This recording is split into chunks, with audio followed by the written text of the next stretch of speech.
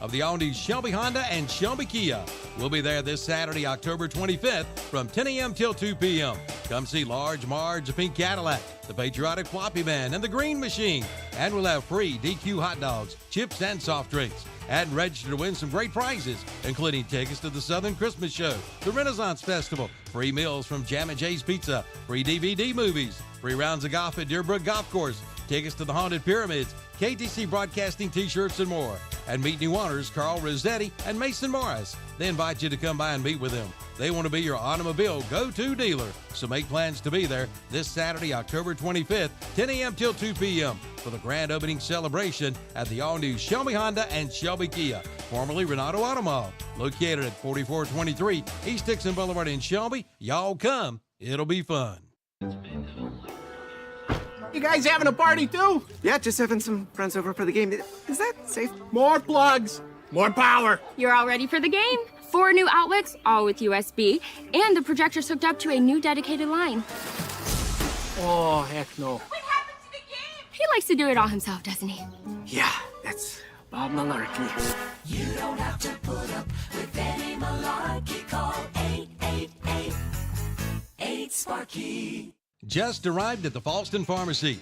New Burns Bulldog sweatshirts. Get yours today just in time for the big game. And at both Falston Pharmacy and Medical Center Pharmacy in Cherryville, flu shots are available. Call for details on getting your flu shot. And remember, at both locations, you can use their convenient drive-through window. And check out the grill at Medical Center Pharmacy in Cherryville for breakfast and lunch Monday through Friday. The Falston Pharmacy, Highway 18 North in Falston, Medical Center Pharmacy, 607 East Academy Street in Cherryville. The time is now, right now. Get to Today's Pro in Shelby and get ready for the cold winter weather ahead. Check out the line of gas logs. Today's Pro has a great selection to choose from. Plus, they'll install them in your home.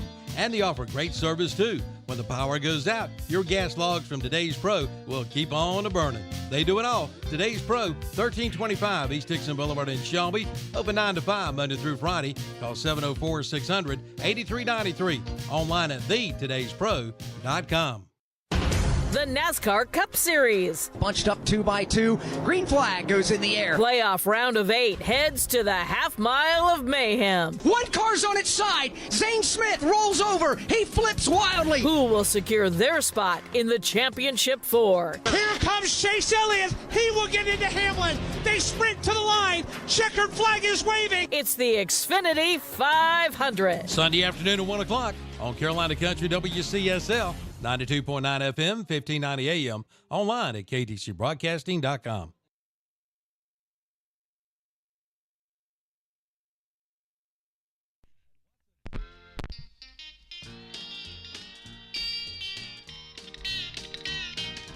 Wolfpack supporters are the best in all the land. Listen to the cheerleaders, listen to the band. Look at all the fans, they're cheering on the pack. Always looking straight ahead and never looking back. Why don't you meet me in the Wolfpack Den? We'll all have lots of fun watching our team win. No doubt about it, listen close my friend. I feel sorry for any team that comes to the Wolfpack Den.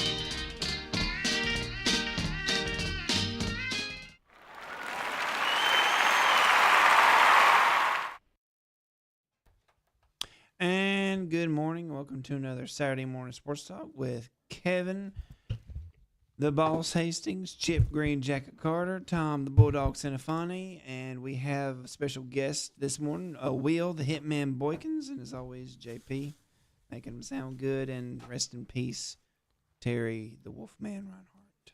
I challenge Chip to his green jacket. Once you win it, you can't give it up. I want the name. Put him in his white overalls. That might be my. Yeah, there you go. I'll tell you. White overalls, Carter. Chick the caddy. What do they call them? Bibs. I've heard coveralls, bibs.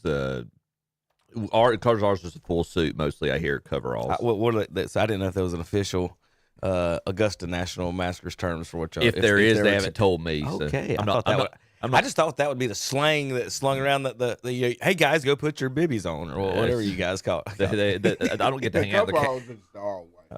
I don't get to hang out in the caddy shack. You look cute in your Oshkosh bagoshes out there. My daughter this week, she I forget what do you call it? I don't know the full suit, like pants and top are all one piece or whatever. For girls, hazmat. No, not that. Made it, but stylish. But she had a come apart, didn't want to wear that, and I was like, "There's grown men that'll wear plain white ones of those 1 week a year, and fight over in front of the world." That's right. All right, on national television. yeah, right. All right, let's do some scores from last night. Whoops, I turned everybody off there. I was trying to just me. All right, Chip left. Will middle, and Tom, well, he can have the right. I'll pull it up really big. Well, I don't know, Will, can you see that, or do I need to do that? You can do that. How large that print there for you, bud? All right, we'll go. All right, go ahead, Chip. Ashbrook defeats Crest 21-14. Crest driving late, couldn't score. North Lincoln holds off a comeback from Bunker Hill. North Lincoln wins 40-38. Is Stuart Kramer over Cherryville 42-7. Shelby defeats Bessemer City 65-0. Burns shuts out Highland Tech 49-0. It was the Hilltoppers of RS Central over West Caldwell 36-22. East Lincoln over Maiden 35-21. Pine Lake Prep defeats Lincoln Charter 44-21. West Lincoln holds off East Gaston 27-21. It was the Mountaineers of Kings Mountain defeating Hunter Huss 31-14. South Stanley comes back with a late touchdown to defeat Mountain Island Charter 15-14. And South Point, after this game, I think was tied or close to it at halftime, about 14-all. South Point got things rolling in the second half, defeats Forest View 56-14. All right, it was East Rutherford over East Burke, 53-24. Chase over Drone, 62-0. It was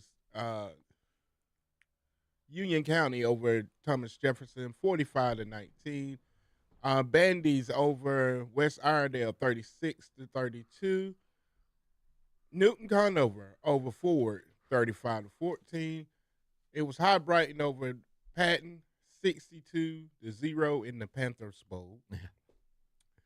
It was Community School of Davidson over Lane Tree, 58-7. Corvion over Christ the King, 26-0. North Rowan. Yeah, I left my glasses, so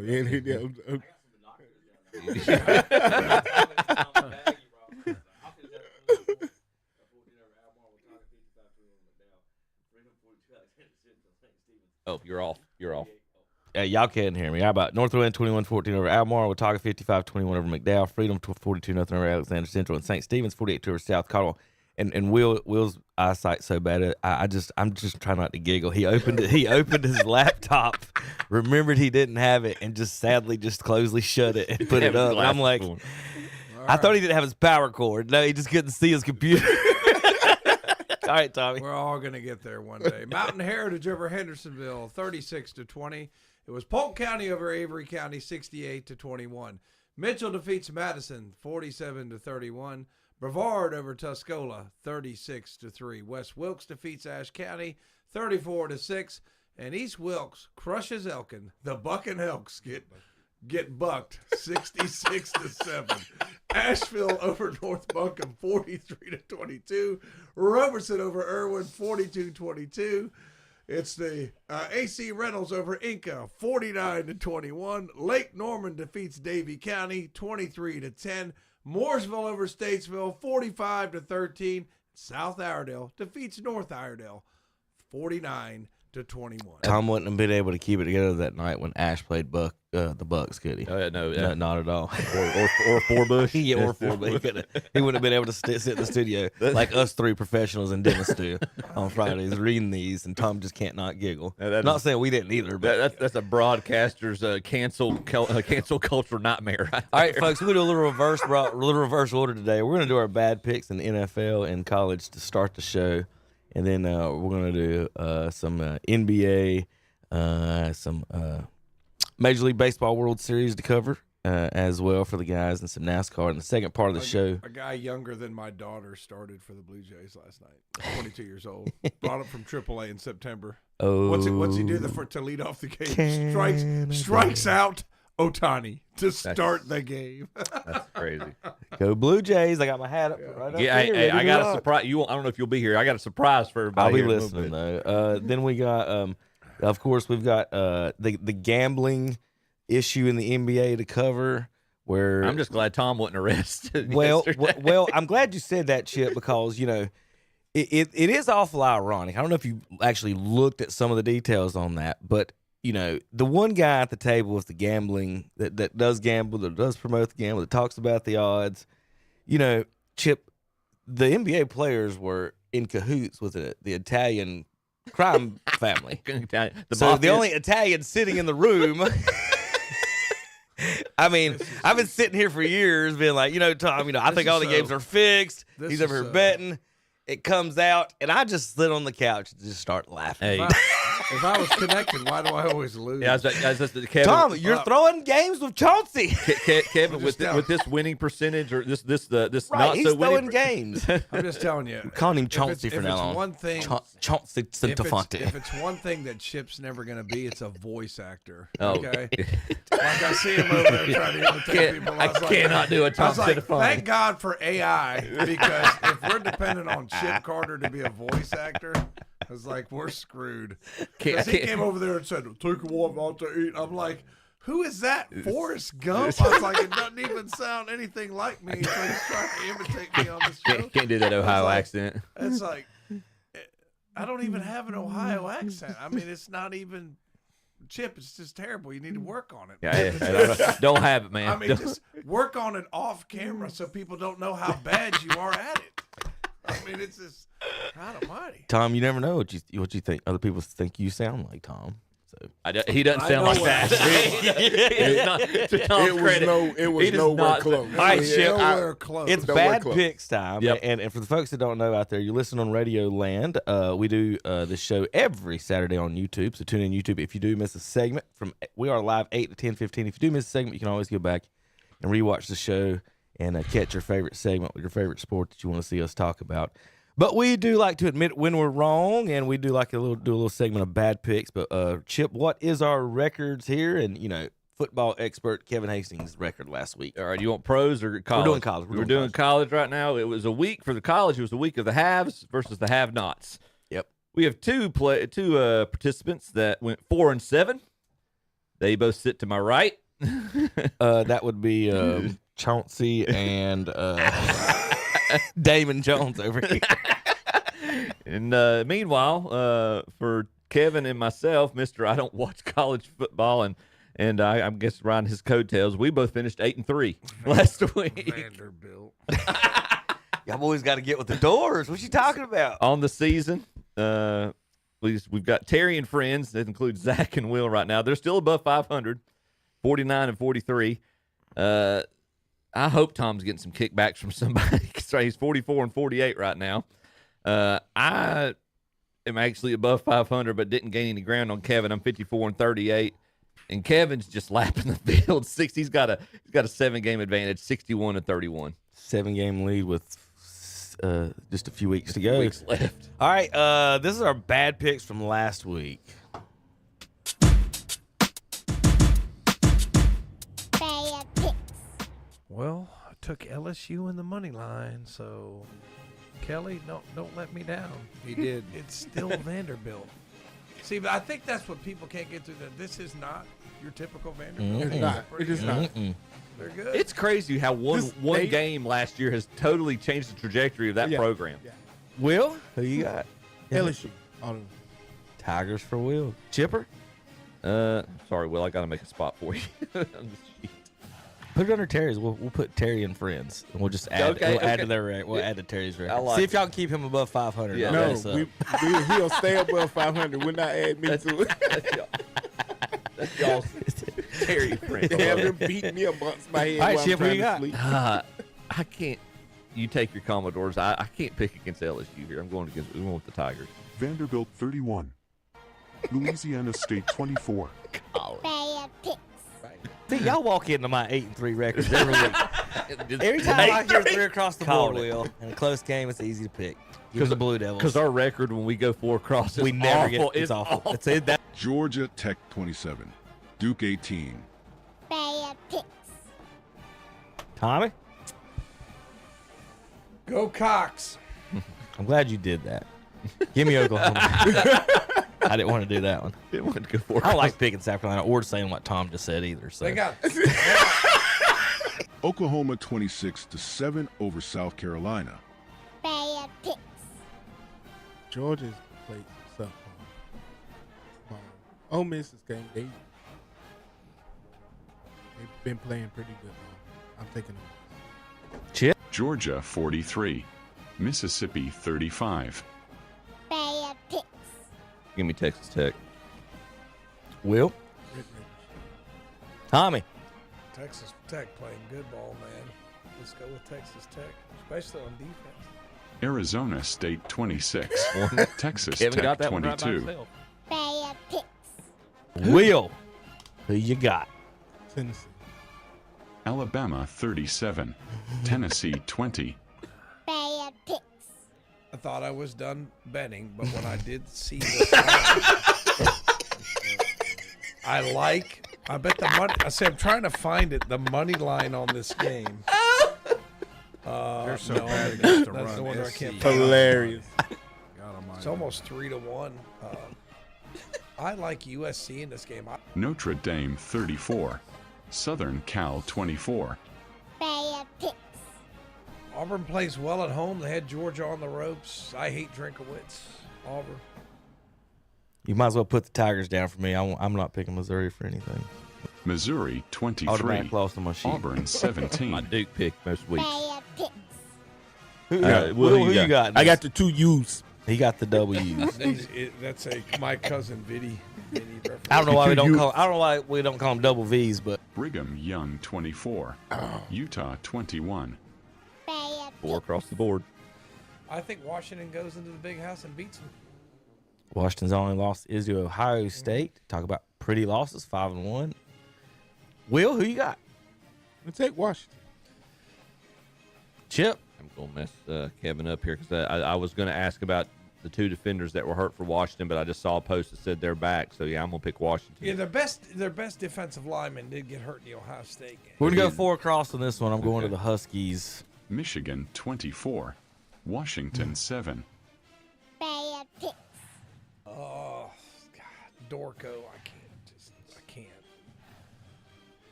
He gets a win at home. I think he'll go with Clemson. Will? They're playing at Clemson.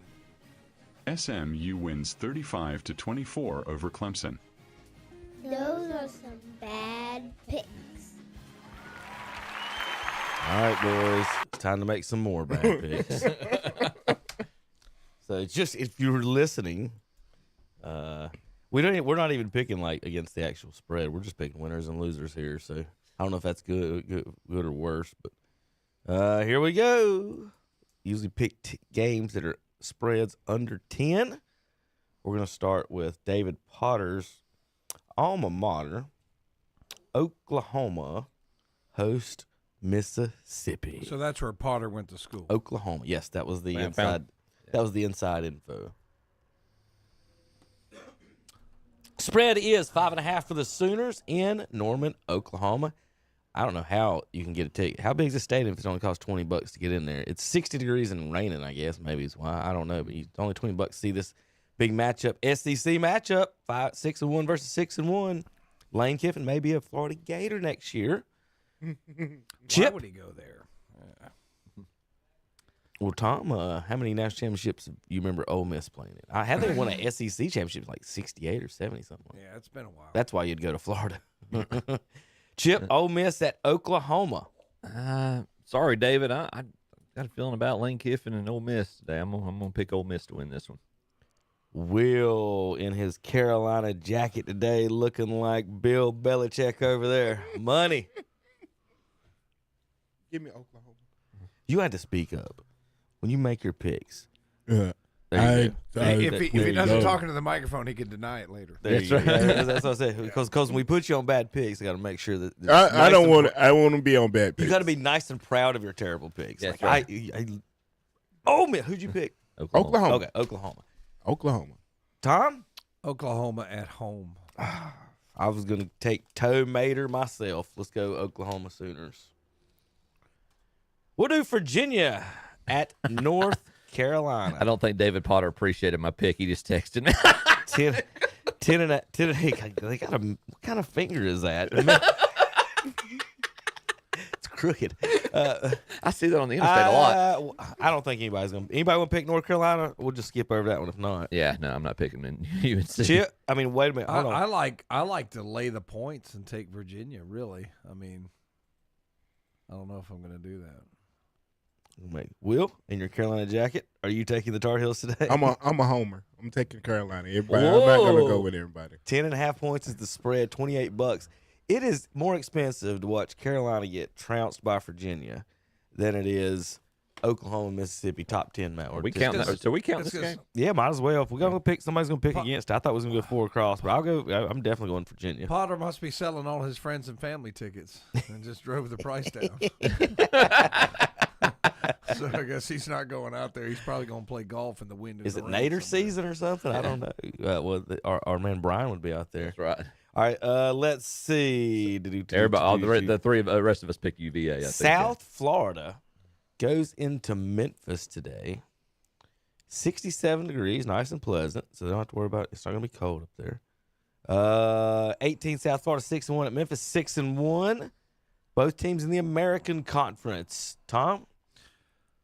Let's go with Memphis with a mild upset at home.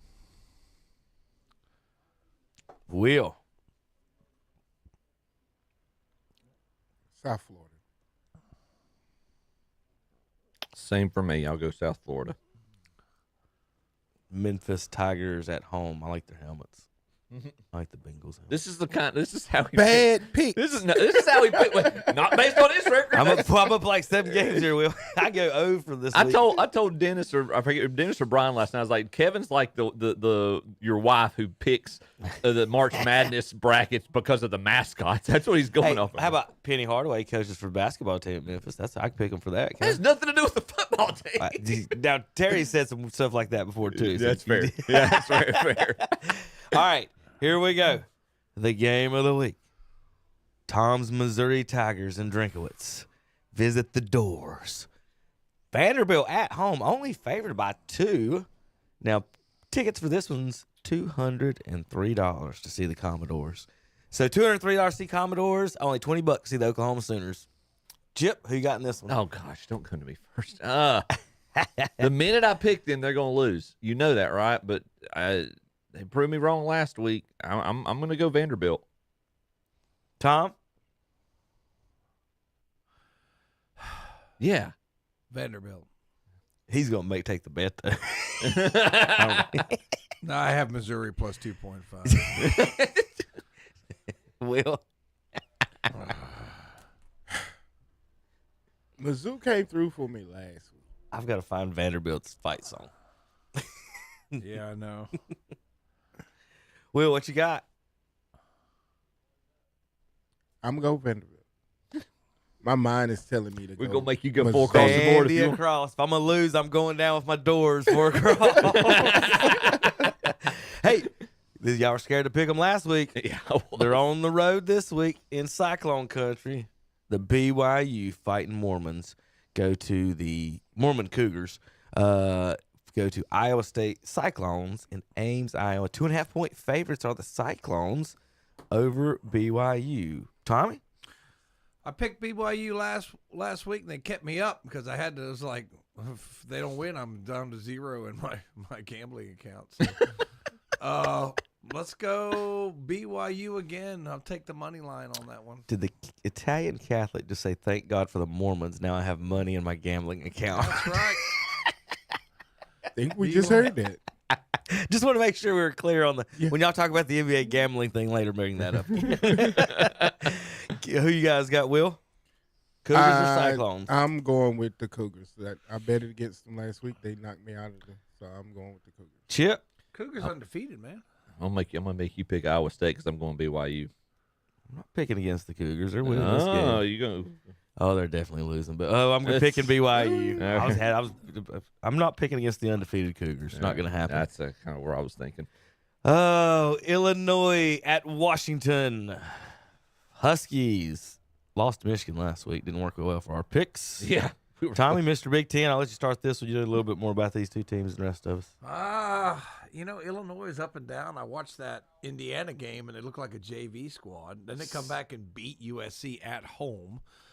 Didn't do much against Ohio State's defense. Washington, though, looked pretty – I mean, their offense is the vaunted offense, right? They had 7 points in the Big House last week. A lot of turnovers. But you know what? They're tough at home, so I think I'm going to go with Washington at home. Will? Huskies. Let's go.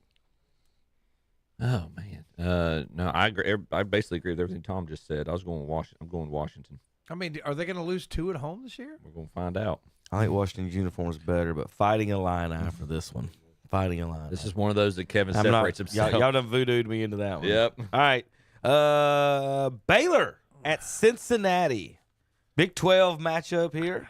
Cincinnati Bearcats favored by 3.5 in this ball game today at home. 58 degrees, Cincinnati, Ohio. Will, who you got this one? I'm taking the Bearcats. They're 6-1. Baylor's 4-3 on the road. Chip? I'm going to do the same. I'm going to go Cincinnati. Tom? I like Cincinnati at home, but Baylor, I bet the money line's pretty good on that one. Baylor only a 3.5-point underdog. Boy, Luke Fickell wishes he was back at Cincinnati, doesn't he? I tell you what, you would think that that Wisconsin job would be better, but I tell you, he's taking a beating over there at Wisconsin. Yeah. But Cincinnati at home. Looking over here at the stats, it's all Baylor. Running backs averaging over 5 yards a carry. Quarterbacks 21 touchdowns, 7 interceptions. Give me the Baylor Bears for the upset victory on the road in Cincinnati. Illinois and Baylor are going to be where he separates himself this week. David Potter's second favorite team, the Texas Longhorns. Had 5-2 visit their SEC rival Mississippi State Bulldogs at 7-5. Didn't their Bulldog? There was somebody's Bulldog try to bite Bevo one time. Yeah, that was Bebo and. I thought it was Georgia. Was it Georgia's Bulldog? Uga tried to get him in the bowl game. That's what it was. Well, we'll see if Mississippi State's dog can take a bite out of the Longhorn. Will, who you got in this one? Oh, hook 'em. Let's go Texas. Chip, same. I'm gonna go with the as David Potter said, the Shorthorns, but I'm gonna pick them to beat Mississippi State. Tommy. Let's go with Texas. I need them to win to make Ohio State's win look a little better. The teams they've beaten don't look very good right now. Washington's with a couple losses. Texas, too. But Texas, come on, Eli.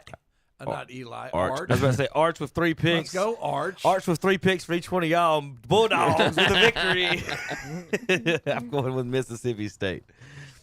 How many games that, Chip? Let's see. 1, 2, 3, 4, 5, 6, 7. We need 3 more. All right, here's you guys, LSU Tigers, hosting the Texas A&M Aggies in Baton Rouge.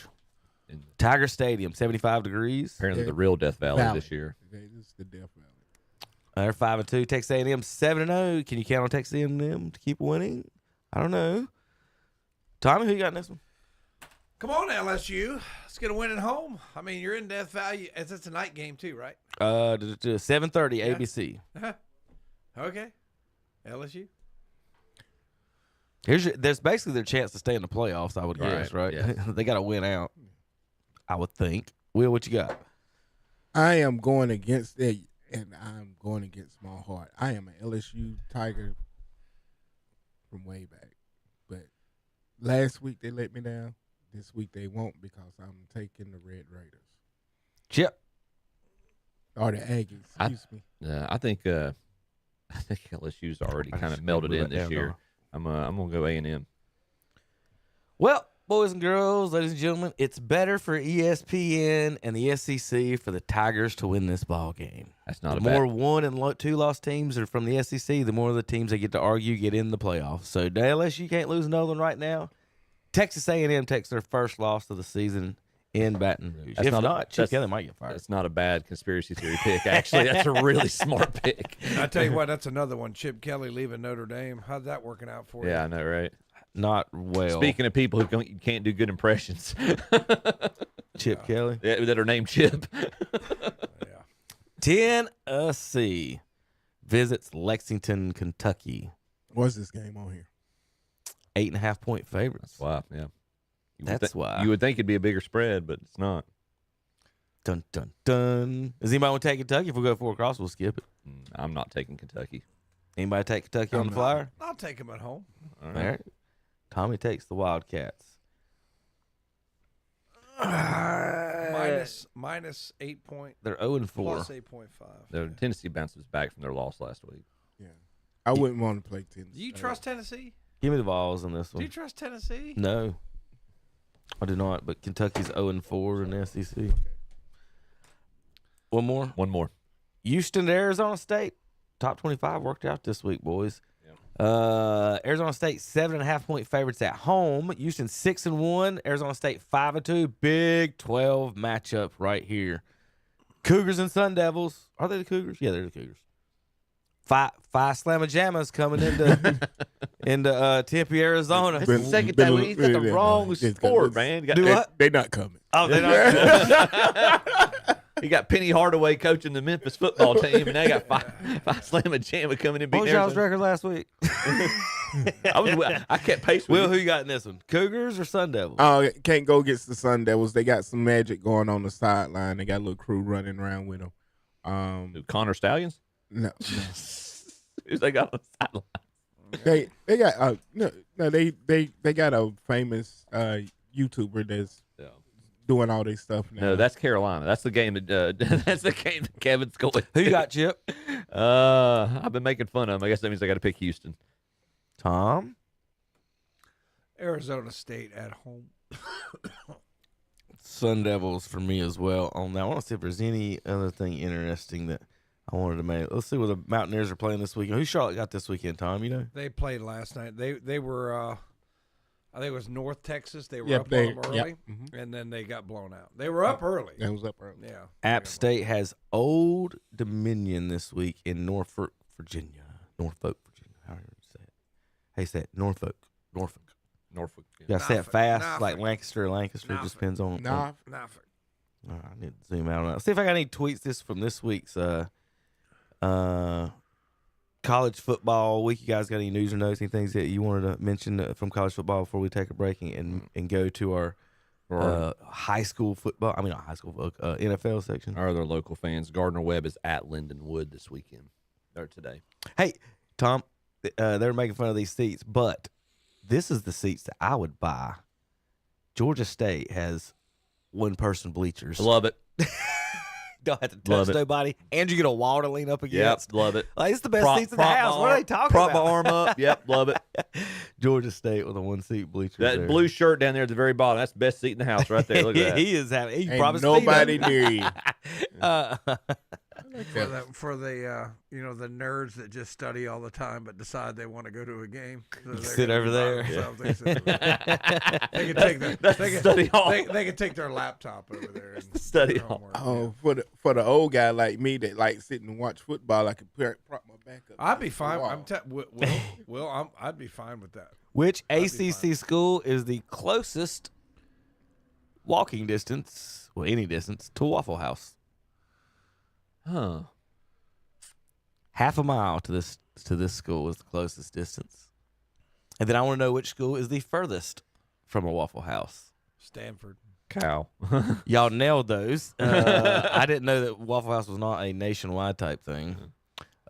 Stanford and Cal are dead last. They are. Well, there's a comedian that refers to the South as the Waffle House state. Cal is 758 miles from the closest Waffle House, and Stanford is 729 miles. They don't list which one it is. That's what I should note that. I want to know how 700 miles to the closest Waffle House. You know, Buc-ee's puts their thing up 700 miles away. I want to see that. I wonder if Waffle House does that too. But Georgia Tech is the closest to a Waffle House, half a mile. You mean to tell me there's not a Waffle House and half a mile of Raleigh and NC State? No. They're 1.7 miles. Okay. From the official. I guess the official. It's close to staggering different distance, but not. All right, so we got breaking news from like Delaware football, all kinds of things going on in Delaware football. So I know y'all weren't ready for this morning. How about the Blue Hens put out this is in their frequently asked questions part of their website. True or false? Are the Blue Hens are less fearsome than most mascots? I'll let Chip read the answer. The answer is false. The blue hen is a particularly aggressive bird. Back when South Carolina was acceptable, South Carolina's mascot was acceptable, these birds were kind of like the Mike Tysons of South Carolina's mascot. Brian Ladman, a senior scientist in the College of Ag and Natural Resources, said. What's the South Carolina's mascot, Chip? Gamecock. Yeah. He's scared to say. You're scared to say cockfight? It's cockfight. He's a Southerner. Thank you. I mean, it's just like you just lost your Southern card. So here's more news from Delaware. Instead of the troughs, they got a wall now for the men. That's old school. What is that? The things men do that women won't. That's the bathroom, Tom, at Delaware. Are you for real? There's holes in the bottom. It's the pee wall at Delaware. And you wonder why Joe Flacco couldn't beat the Mountaineers. They got fight. Just walk up, whip it out in front of everybody. Have you ever seen a trough wheel? You've never seen that? Oh, no, I have. But yes. We had a trough at school. We had troughs here. I mean, there's a trough there and like it's dug out. It's not like just run around the floor. Water. That's very water conservation right there. Yes, you don't have to flush. All right, so you go to Delaware. 1973 when I was in school in elementary, going to the trough and pissing in the trough beside everybody. Oh goodness! So UNC called off their documentary that was supposed to be about them, but since they're a public school, some Freedom of Information requests got put in, and guess who signed off on the Freedom of Information denial, basically, of what they're basically looking for. Probably Coach Belichick. Read a little closer. Oh, no, well, close to. Do you see the name? Yep, sure do. Jordan Hudson. Chief Operating Officer. Wow. Look at that. Acknowledged and agreed to by William Stephen Belichick. I didn't think, oh, man. I didn't think she had formal authority or formal title, but I guess so. They've got some type of I mean, I know they've got an arrangement. So when Wisconsin wins, you save on gas. So you get 28 cents off per gallon, 35 depending on how much they win by, and 42% off. And the folks tweeted out, "Thanks for Coach Fickle out there. We're all paying full price gas this week." Now, is that a pressure you want on you that the gas prices are based on your winning and losing? And I imagine in Wisconsin, the gas prices are pretty high. Oh gosh, I wouldn't want that on me. All right, Florida State remains winless against Stanford in program history, and they've never been ahead of Stanford in the ACC standings or average SAT score. There you go. No, not at all. All right, that's all I got on college football. We'll be back to NFL bad picks and more. KDCBroadcasting.com. I'm Calvin Hastings, and I want to invite you to join me along with Captain Ron and Jeffrey the Pie Owens as we broadcast live during the grand opening celebration of the all-new Shelby Honda and Shelby Kia. We'll be there this Saturday, October 25th from 10 a.m. till 2 p.m. Come see Large Marge, the Pink Cadillac, the Patriotic Floppy Band, and the Green Machine. And we'll have free DQ hot dogs, chips, and soft drinks. And register to win some great prizes, including tickets to the Southern Christmas Show, the Renaissance Festival, free meals from Jam and Jay's Pizza, free DVD movies, free rounds of golf at Deerbrook Golf Course, tickets to the Haunted Pyramids, KTC Broadcasting t-shirts, and more. And meet new owners Carl Rossetti and Mason Morris. They invite you to come by and meet with them. They want to be your automobile go-to dealer. So make plans to be there this Saturday, October 25th, 10 a.m. till 2 p.m. for the grand opening celebration at the all-new Shelby Honda and Shelby Kia, formerly Renato Automall, located at 4423 East Dixon Boulevard in Shelby. Y'all come. It'll be fun. Where's the beef? Where's the beef? It could be at your house if you're one of the winners of our Where's the Beef $1,000 giveaway. KTC Broadcasting will be giving away $200 free gift cards for beef. Take your pick. Steaks, ribs, hamburger, and more. Be sure to register today at Marburger Chevrolet, West Dixon Boulevard in Shelby. Innovative Pools on East King Street and Kings Mountain. Bradley's on Highway 74 West in Shelby. At the Great Outdoors, Highway 150 East in Cherryville. At Honda Motorcycles on Highway 74 East in Shelby. At Shelby Meat and Discount Grocery, South Lafayette Street in Shelby. And at Greenleaf Relief on 321 South Business in Lincoln. At Carfair Auto Sales on the Bessemer City Road in Gastonia. At H&M Industries on Highway 74 Bypass West of Shelby. At Possum Hollow Farms on Pleasant Drive in Shelby. At Hillbilly's Barbecue on South Main Street in Lowell. And at Kimball's Furniture, West Dixon Boulevard in Shelby. The drawing will be held October 31st. Register to win in our $1,000 Where's the Beef giveaway. Where's the beef? Where's the beef? You can also register at the Country Kitchen on Campbell Street in Shelby. This month's Scholar Athlete of the Month is Alexis Martin of Burns High School. The award is sponsored by McDonald's, KTC Broadcasting, and What'sUpShopper.com. Alexis is the daughter of Kelly Martin and is a senior at Burns. She plays volleyball and also set the career assist mark with over 1,000 assists, the first ever at Burns High School.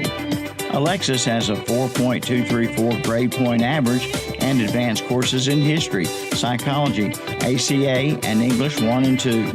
She participates in Work 2030 and is a member of the New Beginnings Church. Community activities include helping with the prom, the North Shelby Games, and prom. After graduation, Alexis is planning to enroll in a 4-year university nurse practitioner program. The McDonald's KTC Broadcasting What'sUpShopper.com Student Athlete Award recognizes not only the accomplishments in athletics, but also for overall achievement in the classroom and community. Sponsored by McDonald's, KTC Broadcasting, and What'sUpShopper.com.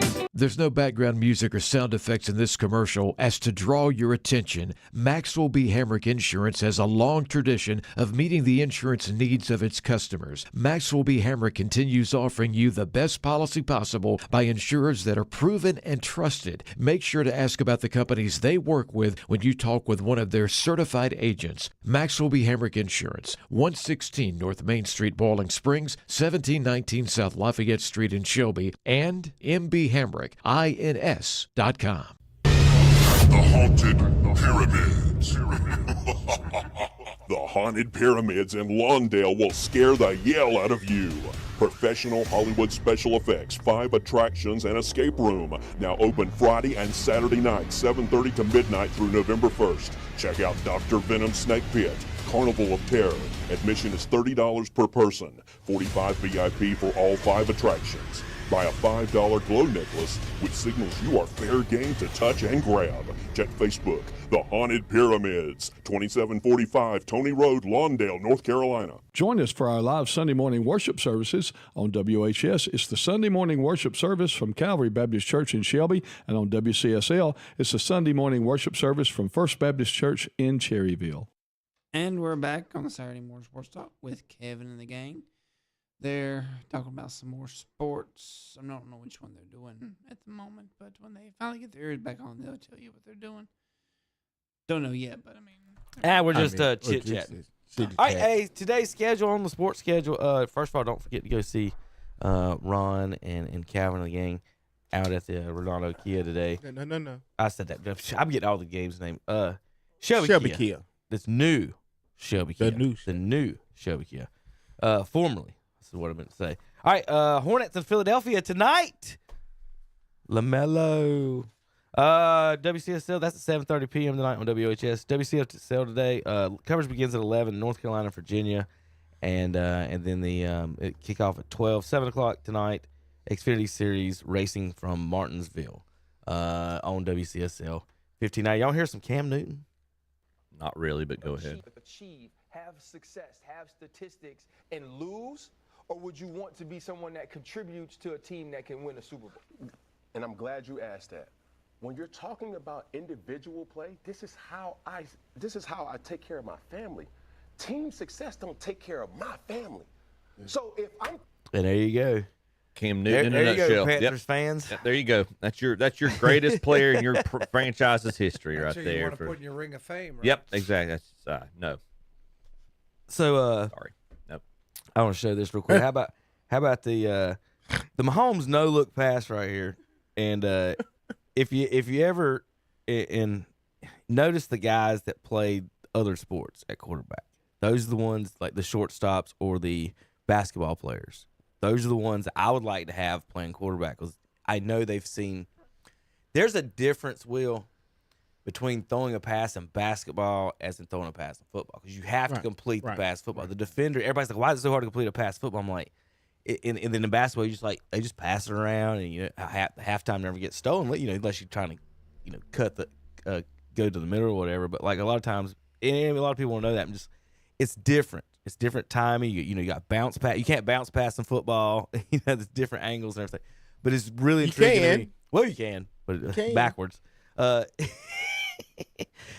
again, well, I just want to say when you see some of the guys, and that was like Romo used to be a basketball player, and so I watch those. I like watching those guys because the different arm angles. That's where you're seeing that when you see the Mahomes drop down to that stuff. That's that baseball stuff right there. Let's see. You didn't even show it. Did it not? Did it not play? You showed it. Yeah, I thought it played. Yeah. Yes, I see. But I didn't want him to do the audio. Here's Mahomes looking at the middle linebacker, then hits the guy. Hitch to the left. Nice little pass. And then the wide receiver's like, I got you. Welcome back, Rasheed Rice. Now, you know what that receiver did, Will? Not what that Browns receiver did last week. The guy hit in the nose hole. He saw him. Not going to talk about it. that. Matter if he got that did not matter if he got lead or not, Will. That's a horrible idea. Hey, y'all want to see some funny standings? Here's your playoff standings. A team with 4 wins right now, Will's Green Bay Packers, has the 1 seed over 6 teams with 5 wins. Winning percentage. Winning percentage matters. Will, you ask how the tie helps you? You didn't lose. Exhibit A. Right there, Will. You can fit. You're ahead of 6 other teams in the NFC. Well, okay, and all these other teams have played 7 games. That's on the 4 or 5. That's only 6 games. Yeah, based on the math, they're still the 1 seed right now. Yeah. That's going to change here in a few hours. Shortly, probably. Yeah. Let's see. That was that. All right. Offensive. I was going to respond to that guy. That's something else. Oh, I didn't mean to click on Tom there. Although he probably didn't care. We got some basketball to talk about. Draymond picked up a tech in the first quarter of his first game. Yeah, that's about all right. Is he still playing? Yeah, Smith. How you say Jackson Smith, your guy's last name, before I mess it up really bad, for Ohio State, plays for Seattle now. Njigma is how you say it? Njigma. All right. Jackson Smith Njigma got a penalty flag for dunking on the goal. Can't do that anymore, which I think is impressive in a football uniform. I think it's really is it not? It's 10 feet, isn't it? Yes, that's why it's very impressive. It's 10 feet with helmet pads on, jumping off grass or turf. Yeah. And cleats. But do you notice something weird about this? Yep. What is it? What is it, Chip? NFL proceeded to use Jackson Smith and Njigba dunking on the goalpost as their YouTube thumbnail for that game. For their highlights, yeah. You can't do this, but this is how we're going to promote it. It's cognitive dissonance right there. Good gosh. Crazy. There's your NFL moment of the week. Oh, my gracious. But, yeah, I mean. They were like, yep, that's impressive. I mean, give us our money. Give us some money. I mean, I'm more impressed by that than the like if you could do that, shouldn't you get an extra point as opposed to kicking a 35-yard extra point nowadays? Like that's easier. That's way harder. Add right? that too. I mean, Dave Megan ain't dunking that. Barry Sanders ain't doing a 360 on the goal, Just right? brought up Dave Megan. Yeah, I was trying to think of the shortest person I could running back. Stump Mitchell, man. Let's go Stump Mitchell. Stumpy somebody. He used to coach for the running backs for the Browns. He was like, what, 5'5", old Stump? Oh, man. He was good, though. Stump was good, man. He played for the Cardinals, remember? He was good. Stump was good. Stump Mitchell. Stump Mitchell, man. Didn't think we'd have that one today. All right, let's go over to our NFL bad picks. Bad picks time. All right, Chip, what was our record? All right. Last week, Tom treaded water 7-7. Kevin was 9-5. Will, welcome to the club, pal. Good week, 11-3, and I was 12-2. NFL has usually been my strong point the past couple of years, or in the past, but these mediocre quarterbacks. Don't lie to me. You're spending more time researching college when you're away from the studio. It's usually easy. You pick the best defense and the best quarterback and put those two together, and then that's what's going to happen in the NFL. And now we've got 20 mediocre quarterbacks, and they're mixed with the good defenses. Oh, Lord. So you got like five good teams right now. 20 mediocre quarterbacks. Yes, they're all terrible. I would agree. Garbage, in Kevin's opinion. So for the year, I mean, we got what, 4 or 5 good teams? Yeah. All right, go ahead. For the year, Terry and friends, including Will, are 61-41. They're above 500, 59.8%. Tom's 62-40, at 60.8%. Kevin and I were tied for first last week. Kevin's week, he's in second, 63-39, 61.8%. And I've stretched out a little 3-game lead, 66-36, 64.7%. All right, here's last week's bad picks. Bad picks. Bad picks. Open this background music. Let's go Jags at home. You got Sorry, 5 man. kids, Late shit. night last night. Jags, the de facto home team. Let's go Jags. Rams 35, Jaguars 7. Bad picks. This is the game in heaven. Says the Browns. In the coaching for their job bowl, I think Dolphins get a win in Cleveland. Will? Too much HA. Too much. Dolphins. Browns 31, Dolphins 6. Dolphins too much. Bad picks. Let's go Vikings at home. Eagles slipping a little bit. Eagles 28, Vikings 22. Bad picks. Panthers score 15. Jets get their first victory over the Panthers. You might be right. Panthers 13, Jets 6. Bad picks. I'm gonna take the Giants. Chip. Bad beat. Tom just laughed at the pick. Broncos 33, Giants 32. Bad picks. You were close. Tommy? Chargers at home. I'm going to take the home team and Justin Herbert's. Colts 28, Chargers 24. Bad picks. Tommy, who you got in this one? Commanders on the road. Will? I'm taking the Commanders on this one. I can't trust the Cowboys. Chip. Likewise, I think this could be a good game as well. Dak's playing really good ball, but I've got the Commanders winning. How about them Cowboys? Big D wins 44-22 over the Redskins. No, I bet the Cowboys. It's like AI. I like Atlanta in this one, even though I can't see it anymore. Falcons on the road. There we go. For me. Both picked Atlanta as well. I went Falcons. Yeah, I've got Atlanta on that. Taking a chance. I think 49ers are going to win by. Santa Clara 49ers win 20-10 over the Falcons. Bad picks. Buccaneers, Baker's playing well. Give me the MVP, Baker Mayfield. Y'all, that's not a bad pick. Lions 24, Apparently it was. Buccaneers 9. Bad picks. Give me C.J. Stroud and Nick Chubb to go in there and shut that 12th man up. Seahawks 27, Texans 19. That's how you get on bad picks. That's how you get on bad picks, Will. Got to be emphatic about Right. Yeah, you can Well, just I'm come here gonna and be just like, keep. I'm just gonna keep talking low. If that's gets you, gotta avoid being boisterous gets you on bad picks. So I'm gonna stay out of the cover. That's exactly what it That's is. the whole point. All right, let's make some more bad NFL picks this weekend. Real quick, we go over the standings real quick. We haven't talked the standings. Playoffs. This is what they look like. We're just trying to win the game. Playoffs. Right now, your Colts are the 1 seed. Patriots 2, Denver 3, Pittsburgh 4, Buffalo 5, Chargers 6, and the Jaguars at 7. Tom's Chiefs, he said they weren't going to make the playoffs. Wow, They're outside looking in at 8 right now. Brownies down at 12. Still hanging in there. Waiting on Shador. Like a hair on a biscuit. Waiting for Shador to save the season. Think still go 12-5. They won't. Browns have 4 wins. That's good for the 1 seed over 1, 2, 3, 4, 5, 6 5-win teams and 2 4-win teams. Go Packers. Nice strategy. San Francisco's 2, Philadelphia's 3, Tampa's 4, Detroit 5, Seattle 6, and the Rams 7. Carolina Panthers are in the 9 spot right now. Bears are between them and the playoffs. Cowboys fans are down in the 10 spot, and all the way down at the bottom, the New Orleans. Take a picture of that. Carolina's above 500 right now. Look at that. Yes, they are. So, I mean, taking advantage of that last place schedule, but who cares? Yeah. You know? Yeah.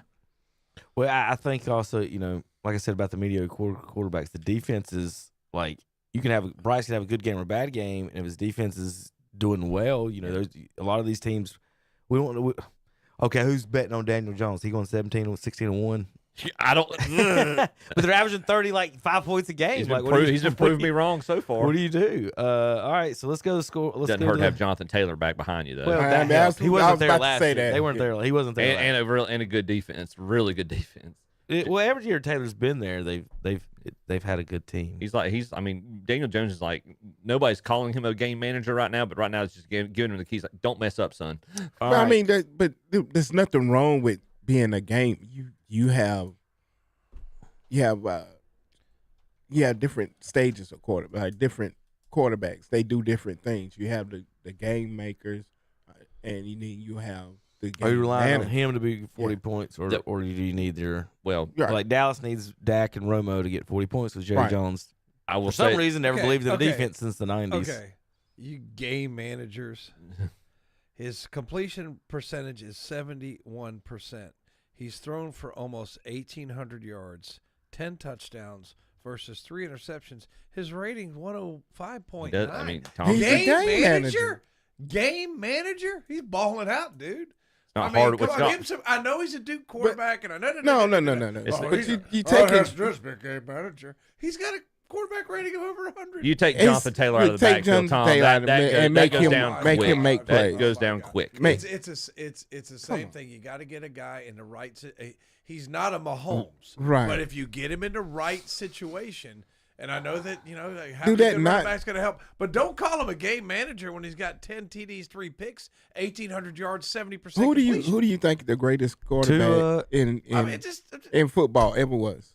The greatest quarterback in football? I don't know, man. I'm kind of nostalgic. I'd have to say when you Joe ask that, Montana. do you mean? Oh, I was about to say, when you ask that, do you mean the most accomplished, or do you think the most talented? The most accomplished. Okay, well that's Brady. Yeah, Okay. Brady's the most accomplished, but He's a game manager. Brady, maybe Brady was a game manager early in his career. Maybe no. Brady was a game manager. I can There's nothing wrong with being a game manager. Will game manager is just overused. It's an overused term. No, it's not an overused term. Well, it's a true term. It's a true term. Will, he's got over 100 QBR. And you're like, Daniel game manager. Jones. No. You know who was a game manager? Trent Dilfer was a game manager, okay? Sir. That's a game manager. A game changer. Daniel Jones this year is not a game A manager. playmaker and a game manager are two different people. I'm going to settle this. It's a difference between Daniel Jones and Patrick Mahomes and Daniel Jones and what's the guy in Baltimore? Lamar Jackson. There's two that same position. Let's three different kind of plays. You know what? Okay. Dylan Gabriel had 116 yards passing against Miami, and they won. That's a game manager. That's game management stats. You said there's nothing wrong with being this. The question I'll ask Kevin to settle this: are you going to win a Super Bowl with Daniel Jones? No. Yes. No. Yes. You guys just don't know he was in a crappy organization. Tom. Yeah, and when he dude. got out of there. Look. You didn't hear me. I said, yeah, Duke. But look at Baker Mayfield. Do you think Baker Mayfield can win a Super Bowl? Yes. It's the same thing. He was in a crappy situation in Cleveland. He got out of there. He's doing well. But it's the same. Daniel Jones but we Baker talk about Mayfield we talk are about pretty leader much of the men. same thing. We talk about leader of men though sometimes too.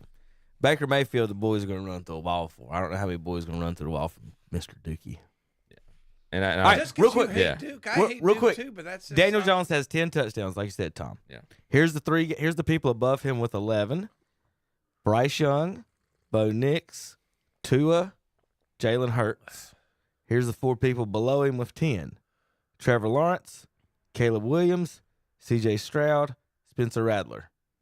So he's somewhere between Spencer Rattler and Tua. I'm talking about the rate. You know, he does this. He's been doing this for years. I know. He's been doing this for years. I'm just look at the ratio. Look at the ratio. 10 and I 3. know. Look at the rating. Look at the completion percentage. Look at the record. 6-1. This guy's a better. I mean, just to call him a game manager at this point is a C.J. little- Stroud's That's- 9-4, and his team's got a losing But record. you're and the best taking defensive you're in taking the NFL. game manager as like it's a bad thing. A game manager is not a bad Well, thing. I meant it as a backhanded compliment, though. Hey, Tom's right. I meant that as a slight. That's what he As long as it's you manage like, to win. When you call a guy As long as game you manage manager, wins. when you call a guy a game manager, you're basically saying, "Well, he kind of sucks, but he's got a good defense." That's not what I'm saying. That's not what I'm saying. No, it's just like So back in the day. Eli Manning is a game manager. Right. I think Brady is And not a game manager. two times No, it's just like two-time Super Bowl champion. Hey, remember? And he's a game manager. Remember, So he was For- leader. He was for a leader Dilfer of would've men. been too. remember this term? Yeah. Possession receiver. Yeah. Slow white guy. I mean, come on. I mean, we all know what that meant. I mean, you know, it's Not kinda Musa- like- not I just Musa meant Muhammad. slow receiver, period. Yeah, Musa Muhammad. That's not. You don't have to be white to be a possession guy. You can just be it's slow. just- Or Rondé it's Gaston. one of those things. There's nothing wrong with being a possession guy. Keyshawn. I mean, Jason Witten Keyshawn was can stretch Well, the he's a field. tight end. but he was a What Witten He did was in a Romo, walking first down. What Witten in Romo, what he said, in Witten and Romo, the play they ran was the tight end Y, and basically Romo's watching Witten's butt, and Witten runs straight at the safety, and as soon as the safety turns his hips, he cuts at his butt. And so the safety has to turn his hips the other way, and that's the play. Yeah. It's the easy. He was and a for receivers, freaking at a first receiver, you try to down. get Possession the receiver. you try to is get the a corner. Nice way of saying he's slow. That is. He doesn't have breakaway speed. Yeah, that is. Possession receivers are. Tom, but we'll I'll- take it. If Daniel Jones I'll wins take him a Keyshawn. Super Bowl, I'll admit I was wrong. But the one thing I was going to say about a I'll believe that game when manager, turns you purple almost, and you tastes like almost, I won't rainbow say never, sherbet. but you almost never win a Super Bowl with a game manager at quarterback. Brad Johnson, Trent Dilfer are exceptions to the rule, but you almost never win a Super Bowl. And I'm not here to say that Daniel Jones is going to win a Super Bowl. Give him more credit. I know that nobody wants to give him credit, but I like the story. I like the Sam Darnold stories. He's where had a they go- phone start. where they go, and Baker Mayfield's a great Now story. Darnold went to USC. That's quarterback you. He can, I get that. But this dude went to Duke. You're so awful. He went to Duke. Get well soon, Robbie Roop. Get well soon, brother. You're awful. Steve Spurrier's not walking through that door or whatever. He played anyway. He was a let's- Dickle for the bunny. Yeah, for a little bit. He was a coach. All right, let's go. Dolphins at Falcons. Falcons. He's definitely got to stop doing impressions. I know, right? 7.5 I points. might say his They're awful. impressions suck, man. You can have it. He's like, Hey, like what if we AI got a from YouTube like, channel of he's- bad he's impressions? like bad Who you gonna do impressions. impression of? Just name somebody. It's just not gonna be even close. It's something else. It's like AI from 2021. I mean, it's so bad. It's so bad, it's laughable. Chip, do you sing in church? Hopefully not. That's what I was getting at. He's probably He can sound probably different. do a He Gregorian sounds different than he chant. thinks he does. Yeah, he does. Okay. Yeah, All right. Dolphins at Falcons. Not for me to say. Dolphins at Falcons, Tom. Are you taking your Dolphins this week after you picked them to pick the Browns, beat the Browns last week? I am not. I am not. Because Tua turned the ball. That's the only reason why the Browns won. Dylan Gabriel, 116 yards. Will, who you got? Come on. He's a cute. I'm little taking the quarterback, Falcons. yeah. Like you say, Kevin. He's a cute quarterback. little quarterback. He looked like he's gassing his quarterback. He's a cute little quarterback. Chip, what you got? Falcons have proven me wrong all year now. I'm going to keep riding that now. Or not going to keep riding. I'm going to say I was wrong. Falcons win. It's been Falcons are used to having left-handed quarterbacks with last names one letter from a dirty word. Falcons, the Dirty Birds, will go to 4-3 on the season over the Dolphins. Just like that, we start 4 across the board. Jets at Bengals. Will, you weren't ready for that analysis, were you? Yeah, baby. Bengals have the second worst defense in the NFL, giving up 30 points a game.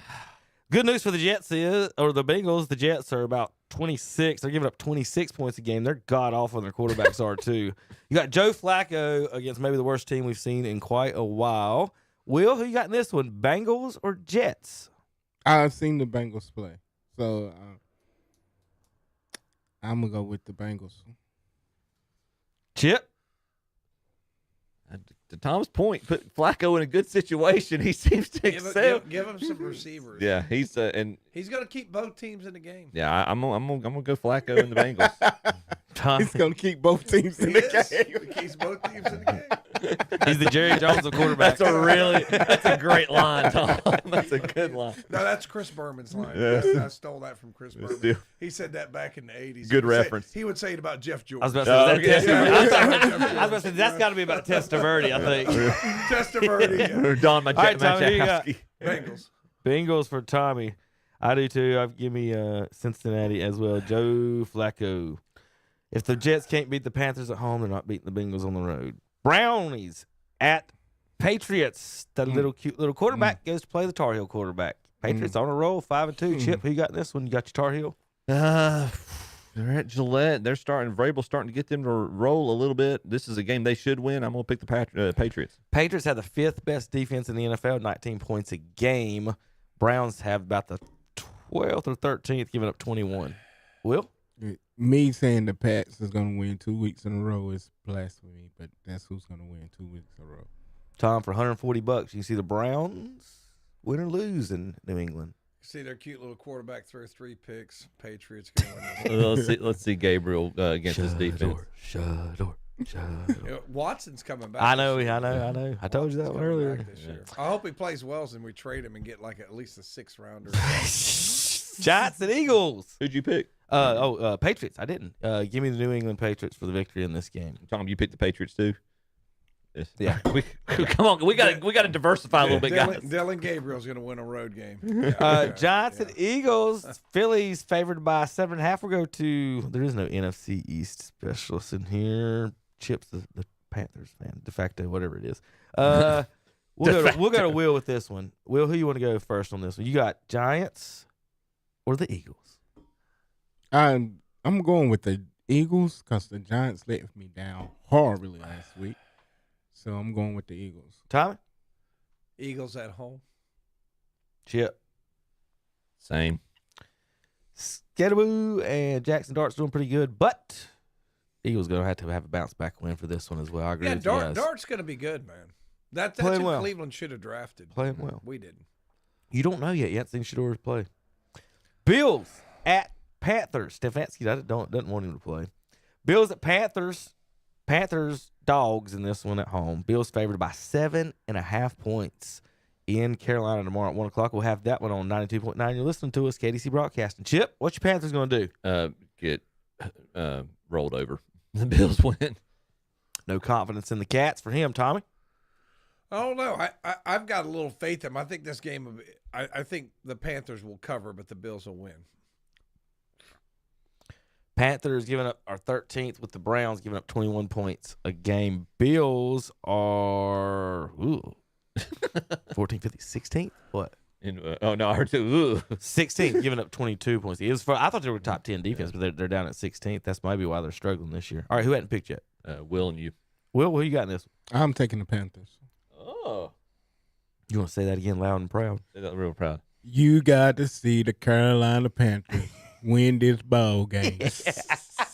Thank you. Oh, yeah, that's awesome. Go Bills. Timestamp that. Circle the wagons. Buffalo Bills with the victory in Carolina. All right, Bears at Ravens before the season. Who had Bears at 4-2, Ravens at 1-5 coming into this matchup? Will, do you got Mr. This is return to Jackson this week, is it not? Jackson comes back this week? I do not know. I'm going to let Chip look that up. But I do know the Bears quarterback has fingernail polish. And I know you're a Packers fan.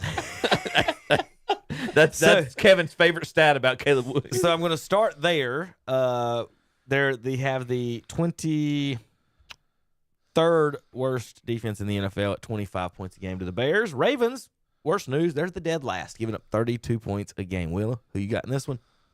I think if Jackson comes back this week, I'm gonna take Lamar Jackson over the Bears. Did you find anything on that, Chip? Yet? All I can find is he's officially listed as questionable for If they're Sunday's game. 7.5-point favorites, they've got a lot of their guys back. Yeah. Tommy? Going Ravens? Ravens at home. Yeah, I guess I'm going to agree with Tom on that one. The spread wouldn't be that big if they wouldn't expect Lamar to not be playing, I don't think. Well, I mean, Bears been playing pretty decent, so give me the Ravens at home. Next up on the agenda, 49ers at Texans. We talked about this last week. Texans' best defense in the NFL. Stroud's 9 touchdowns, 5 picks. Just can't pull out the wins right now. Had a bad week last week, obviously. Playing the 49ers at home. 49ers got a good defense, too. They are 7th in the NFL at 19 points a game. Chip, who you got in this one? 49ers are hard to peg right now. They've been kind of treading water with getting over these injuries. I'm going to pick the Niners to win this game. Will? Can't believe I'm doing this, but I'm rolling with Mac Jones. Tom? Give me the Texans. I think I've missed the Texans pick every week, but I'm going to pick them this week again at home. If they're going to be a good team, it's time to start doing something. But you got the best defense in the NFL. You got to do something. Mac Jones playing well, man. It's not credit to Mac Jones, but I think it's Kyle Shanahan's the quarterback whisperer. I think he gets almost any quarterback to play well. Yeah. MVP candidate Baker Mayfield heads to New Orleans. Is that why Anna's going to see Baker? Spencer Rattler. My mother likes Baker. Bucks favored by 3.5. Tom, who you got? Well, it's not because I'm like a nostalgic Cleveland fan, but I just think, well, the Saints suck and Baker's playing well, but the receivers are still out, right? I mean, he's got some receivers hurt. He's throwing the janitors. I know. The defense is giving up 25 a game. They're ranked 21st or second. Surely they'll go into New Orleans and beat them. Why don't they just put a number one up this side? It'd make it a lot easier my job. So, Tom? I got to go with the Bucks. Will? I'm going with the Saints get a win this week. Ooh. Say it with your chest. The Saints get a win this week. They're tanking for the number 1 pick. It was for Arch. They don't know who they're picking now, but they're tanking. Bucks with the victory in Nolans. That's terrible. I know.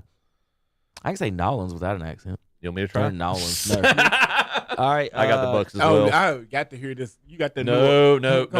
We're going. Keep going. Kevin, we're almost out of time. Chip's terrible at impressions. He's horrible with accents. He tries the Georgia accent and all this. It's just terrible.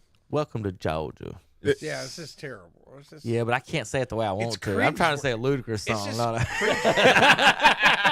Just shake when you get to Georgia.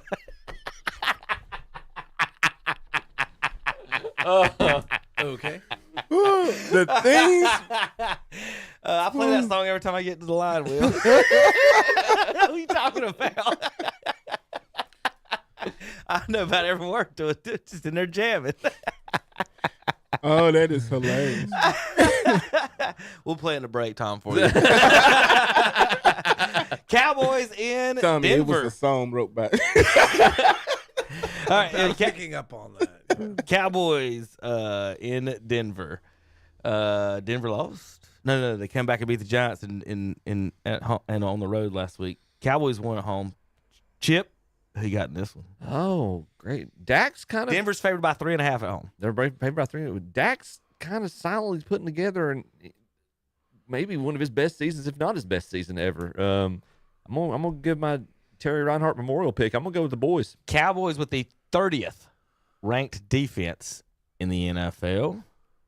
The Denver Broncos have the 4th best defense in the NFL. There you go. Tommy? Broncos. Will? Cowboys. Give me the defensive team at home. Broncos with victory. Titans in Indianapolis. Indianapolis favored by 14.5. This is a college Anyone spread. taking the rookie team, rookie quarterback against the greatest Duke quarterback of all time? Give me the game manager. Indiana Jones or the rookie, Tommy? That's what he is. After I talked him up, you think I'm taking that? Will, we got the Colts? Yeah. I got the Colts. Chip? Likewise. All right, Will. The Teen Titans. You take the Colts. Everybody takes Is there any reason to ask me that this next one? Would you even ask me? Oh, is there if you any lose, reason if you to ask lose, me? this is going to look good on your big shiny head next week. Steelers. There's no Steeler fan in here. Host the Packers. You turn into just loving all kinds of AFC North gear, don't you? You just putting all kinds of AFC North. I don't know if I know any Steelers fans. We're done So with the Packers' only loss is the Cleveland Browns. Yep. Yes. How weird is that? Packers going into Pittsburgh. Steelers beat the Browns. Packers lost to the Browns. Hey, everyone, do that. Tommy, who you got in this one? I think Aaron Rodgers gets revenge and defeats the Packers. Whoa. Will, got your Packers? Go Pack, go. He does. Go Pack, go. Go. That seat stays loyal. Chip, who you got? Micah, apparently he had a pretty good game last week, didn't he? What when I heard he had a TFL. He had 3 sacks. What did you just call me? Tackle for loss. I'm just asking. Keep going. He didn't know, Will. It's okay. Oh, you know when somebody doesn't know anything and then they pretend? Oh, yeah, I knew that. I didn't say I knew that. Chip, who you got? Packers or Steelers? Give me the Pack. Oh, yeah. Packers for Chip. Oh. I think the Packers lose their 1 seed and drop out of the playoffs with this 1 loss because they're tied this week. That would be fitting. Steelers are gonna take the win at home for me. All right, Commanders go into the Chiefs. Tom, we got a tribal war here. Call the Bureau of Indian Affairs. The Bureau of Guardian Affairs? Yeah, the Bureau of Guardian Affairs. You know what? My student teacher is a Washington fan, and I found like a license plate, one of those like steel license plate with a Redskins logo on it. And my wife brought it home from somewhere. She said, I found this at flea market. So I brought it to him, and I just put it on his computer. You know, and he had it there, and then like 2 minutes later, he puts it down. I'm like, he hides it. He goes, I had to hide that, man.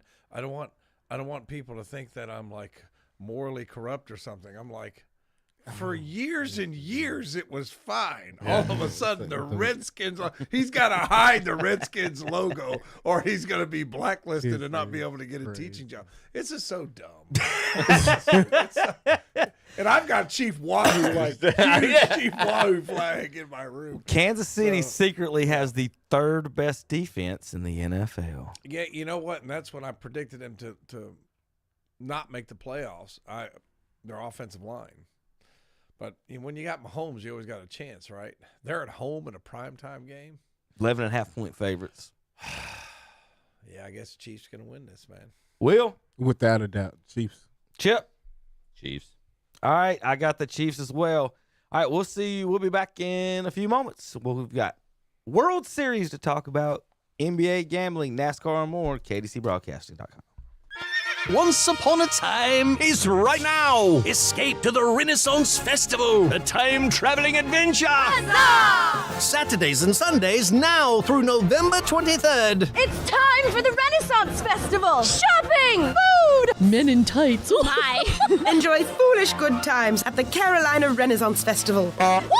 Time travel to a land of legend. Jousting knights, mermaids, fairies, dragons. Oh my! Join the damsels and brave knights at the Carolina Renaissance Festival. Eat, drink, be merry at the Renaissance Festival, presented by Pepsi. Tickets limited while supplies last. Online only at renfestinfo.com. Don't miss the jousting, feasting, and jesting at the Carolina Renaissance Festival. It's a royal blast. Save $26 with 2 adult tickets opening weekend, with coupons available at participating Chick-fil-A locations while supplies last. The NASCAR Xfinity Series. The grandstands rise to their feet. Green is in the air. Battle, beat, and bang at the paperclip. Troubles turn 2. Turned is Harrison Burton. He gets dumped. For a spot in the Championship 4. Checkered flag is in the air, and Brandon Jones will punch his ticket. It's the IAA and Ritchie Brothers 250. Saturday night at 7 o'clock on Carolina Country WCSL. 92.9 FM, 1590 AM, online at ktcbroadcasting.com. The Drive into Fall event is underway at Marburger Chrysler Dodge Jeep Ram in Shelby. putting performance in your hands. Just announced, finance and get 0% APR for 72 months or $7,750 retail cash allowance toward the purchase of a brand new 2025 Dodge Charger Daytona. For details, see Marburger Chrysler Dodge Jeep Ram, 1310 East Dixon Boulevard in Shelby during the Drive into Fall event. At some time or another, you've probably dreamed of moving into your new dream home. Key Builders in Lincoln is here to help make your dreams come true. They look forward to giving you your new key to your brand new home. Many floor plans to choose from. There's one right there for you. Be sure to visit the website at mykeybuilders.com or visit their office at 1459 North Aspen Street in Lincoln. Key Builders, a proud sponsor of local high school sports on the radio. Like them on Facebook too. This month's Scholar Athlete of the Month is Alexis Martin of Burns High School. The award is sponsored by McDonald's, KTC Broadcasting, and What'sUpShopper.com. Alexis is the daughter of Kelly Martin and is a senior at Burns. She plays volleyball and also set the career assist mark with over 1,000 assists, the first ever at Burns High School.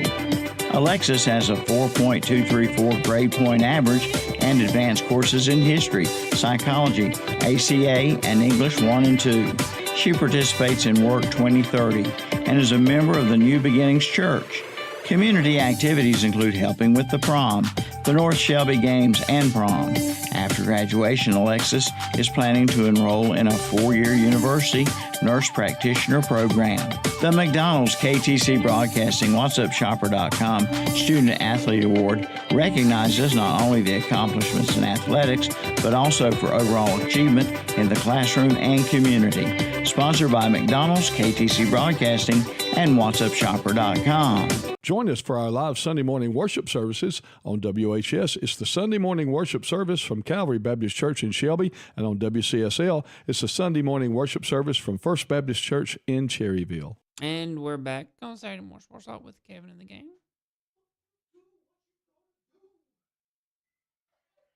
I'm kind of glad what I just heard he'd kept the mics muted before.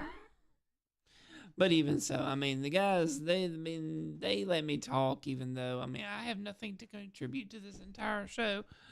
But I do need somewhat of a paycheck. I'm just waiting for them to eventually turn on the mics so they'll stop. I mean, they're going to keep, I mean, they keep telling me to keep going. But, I mean, I'll go ahead and just start saying the scores. That way we can get on with the show.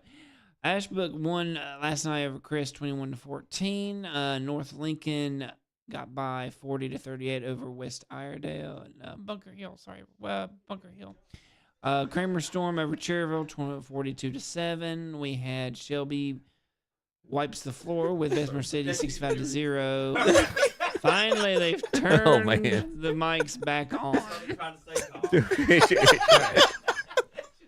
Thanks for the update. That's an interesting kind of education. Thanks for the update. That's great. Yeah, I can't take Chip to the same spots, Will.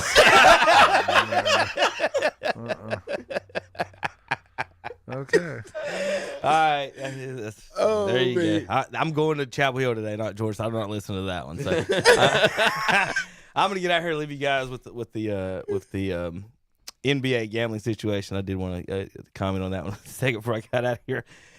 The one that set me off a long time ago that I thought that put me in the everything's fixed thing was watching the Lakers come back from 3-1 against the Portland Trailblazers.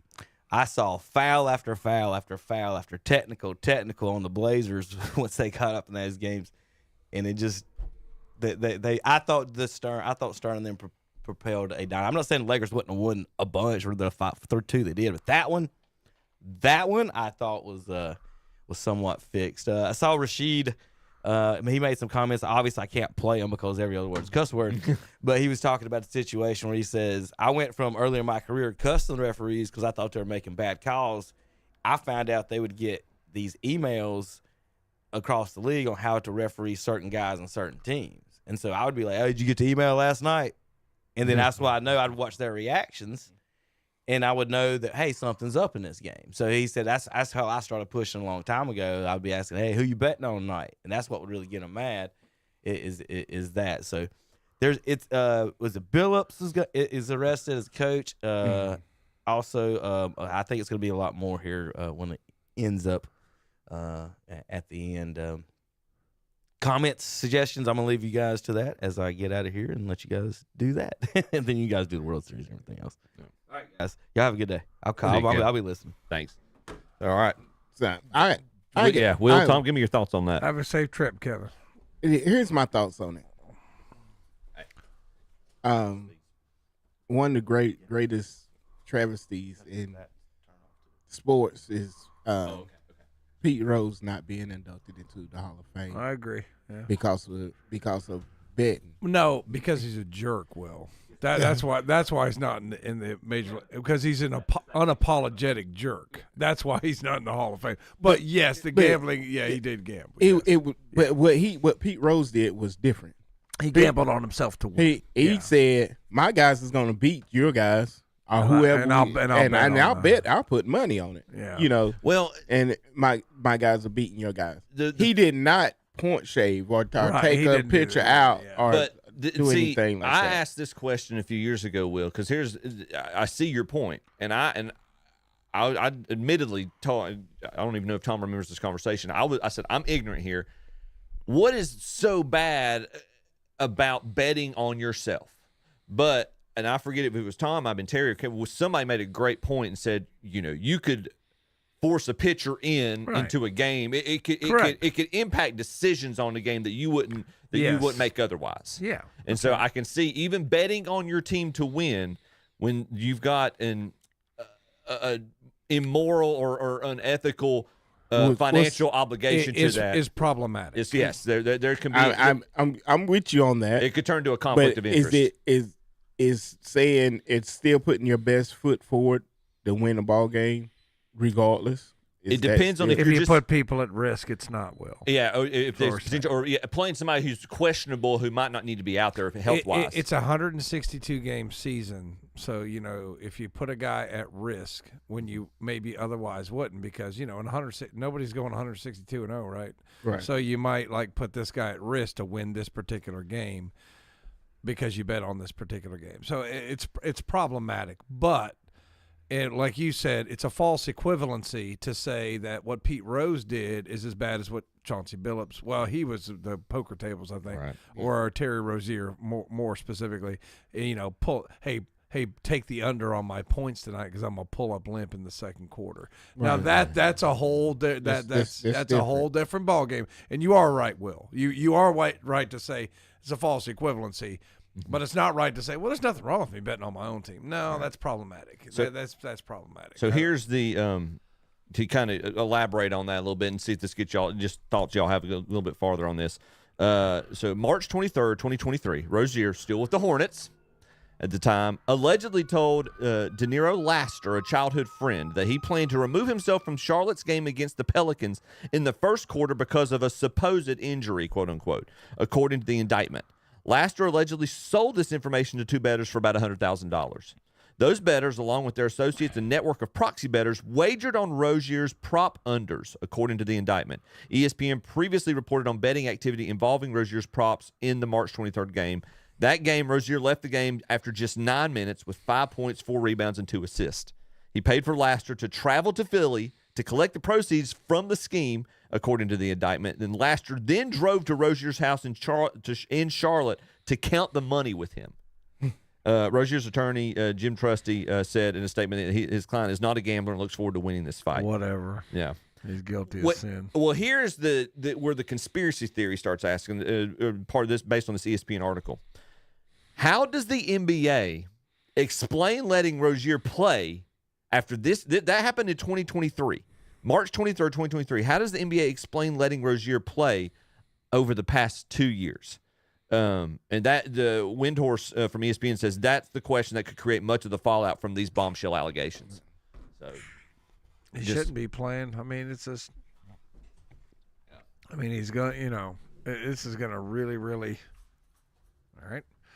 Tarnish the NBA's reputation, and are you really ever going to be able to trust them for the immediate future? That's the thing. Are you going to be able to trust the NBA? Can't trust them, man. Once you violate, is somebody going to be really hurt? You're going to be second guess somebody going out being hurt again. And whoever wins, right? Whoever wins, are we really going to say they really won, or is there somebody else pulling the strings? You know, trying to make sure that somebody else wins, so some gambler can win. Right. It's just. And when you go back, you know, we're coming full circle. Sports gambling, sports betting now legal in states. And you know, like I've been on here. I'm not a big sports bettor. I just kind of pretend like I am. But they're once your limits. Once you introduce gambling, you do introduce corruption. Okay. I'm sorry. I mean, that's going to happen. I mean, and it is fun. I like, well, let me put $5 on this underdog and see if I can win 20 just for fun. But there are people who don't bet $5. They're betting thousands and tens of thousands and millions of dollars. Yeah. And they have a vested interest in the outcome of these games. And now that it's the betting itself is legal, that's going to encourage corruption on the inside. See, that's what I think people aren't connecting. You know what I mean? Even legalized gambling is encouraging the corruption on the inside. And you're going to see more of this, Will. I'm just telling you, this is going to be not just an NBA. There's a bunch of guys that haven't been caught yet. Yeah, I mean, it's going to happen. Oh no, I don't think it's just happening in the NBA. How can you monitor all these college kids? Yeah. That's right. You know what I mean? I mean, there's so much going on. And it's the prop bets, Will. That's what they're saying. It's so easy to rig the prop bets. It's like, okay, so Will's a starting running back, and the over under is 78 yards. So Will's like, okay, you want me to pull up limp in the third quarter? What's that going to cost? It's like, okay, what's going to cost this? Just wire your little crypto. Can't be traced. There you go. Boom, boom, done. And we rig the system. That that's going on. Yeah. You know that's going on. And the MLB Players Association chief already said he was concerned about it. These allegations drew his attention, obviously. So yeah, to Tom's point, this is not a problem going away, and they could just be scratching the surface of it. Then it's going to kill sports. Then, at the end of the day, because why would anybody watch if you think everything's corrupt? I don't know. It's going to be kind of I don't know. I don't know if it'll kill it, but it'll be watch wrestling. It'll be a grievous wound to it, and it's kind of like what doping did, and this is on a much smaller scale, obviously, especially in the United States, but what the doping scandals did to like the Tour de France and to cycling, and there's a point. And I've mentioned this point before as well. You talk about Pete Rose and why he's not in the Hall of Fame. That's a multi-layered issue, and he's an unapologetic jerk. That's why he wasn't in the Hall of Fame. The gambling was a reason, or gave them a legitimate cause for it, because we don't like you. Well, yeah, it's the same thing. Why we're not in the press box? There's not room in the press box. We don't. Somebody don't like somebody. That's all it is, and we're going to use that as an excuse to keep you out. So that's all it is. Look at the narratives going back to the 2000s, to the early 2000s. Look at the narratives of two disgraced athletes now at this point, Barry Bonds versus Lance Armstrong. And Barry Bonds, nobody wanted to believe him because of the type of individual. It was easy not to like Barry Bonds at that point. Lance Armstrong, cancer survivor, recovered, on a very challenging athletic style of athletic competition. Climbing mountains and wearing red, white, and blue for the U.S. Postal Team. His story garnered inspiration. Government officials and the president and governors, flocking to him because he was marketable. And, I'll make the differentiating factor too. You've got one that's black, one that's white as well. There all these factors about the narrative that the media was able to portray. One was an easy target. One we didn't want to admit was something was going on. You can't tell me that those kind of optics don't have an impact on certain sports and certain athletes. And I think it's going to make it more challenging.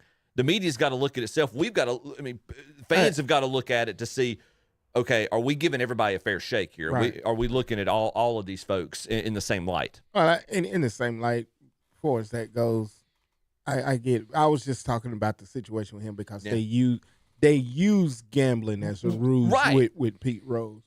The other, this other scenario with, of course, with Bonds and Armstrong, it's different. It was dope, and that's an extra additive.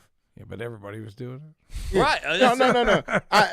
I get it, and to my understanding of the Armstrong issue is he just took some of his blood and stored it. He basically did everything. He admitted in the Oprah interview. He admitted he did every type of thing. But like even with Bonds, did he ever say he was sorry? But and see, where I see at this point, why would you say where I sorry? see the similarity in the gambling versus is a questionable decision that impacts the outcome of athletic performances that some people consider let everybody do it, or there's some people who are like, no, this is wrong and shouldn't be involved. I guess there's a similarity. You could say there. like, well, I'm sorry that I think I've hurt the game, but at the same time, everybody else was doing it. So what was I supposed to do? Yeah. It's like it's like I can understand that. Like if I think you're getting away, like we're both trying to get into Harvard and you're cheating on all your tests, and I want to get in there too, and you're getting away with it,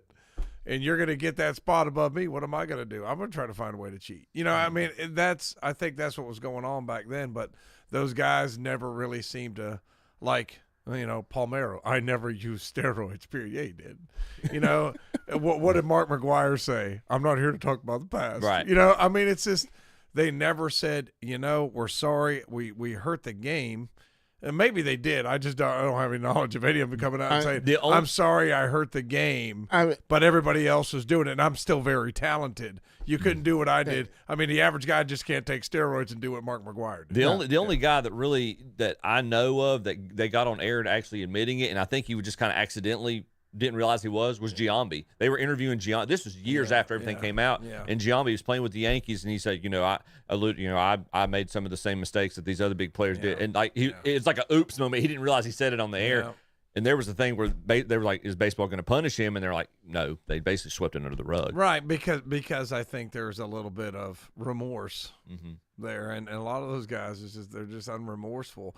But it's different. Like that's just a grudge. It's different than what's going on with, Billups is already in the Hall of Fame. Right. That's. I mean, what do you? I mean, are you going to kick him out? You kick him out. I'd say that's more justifiable than keeping somebody who's maybe got than keeping like a Barry Bonds out just because he did what everybody else did and he's not real sorry about it. Now here's Kevin or somebody brought this up last night during the post game. We'll get ready to take a break here in just a minute. One of the folks involved, I think Jonte Porter, formerly of the Toronto Raptors, if I'm reading this right.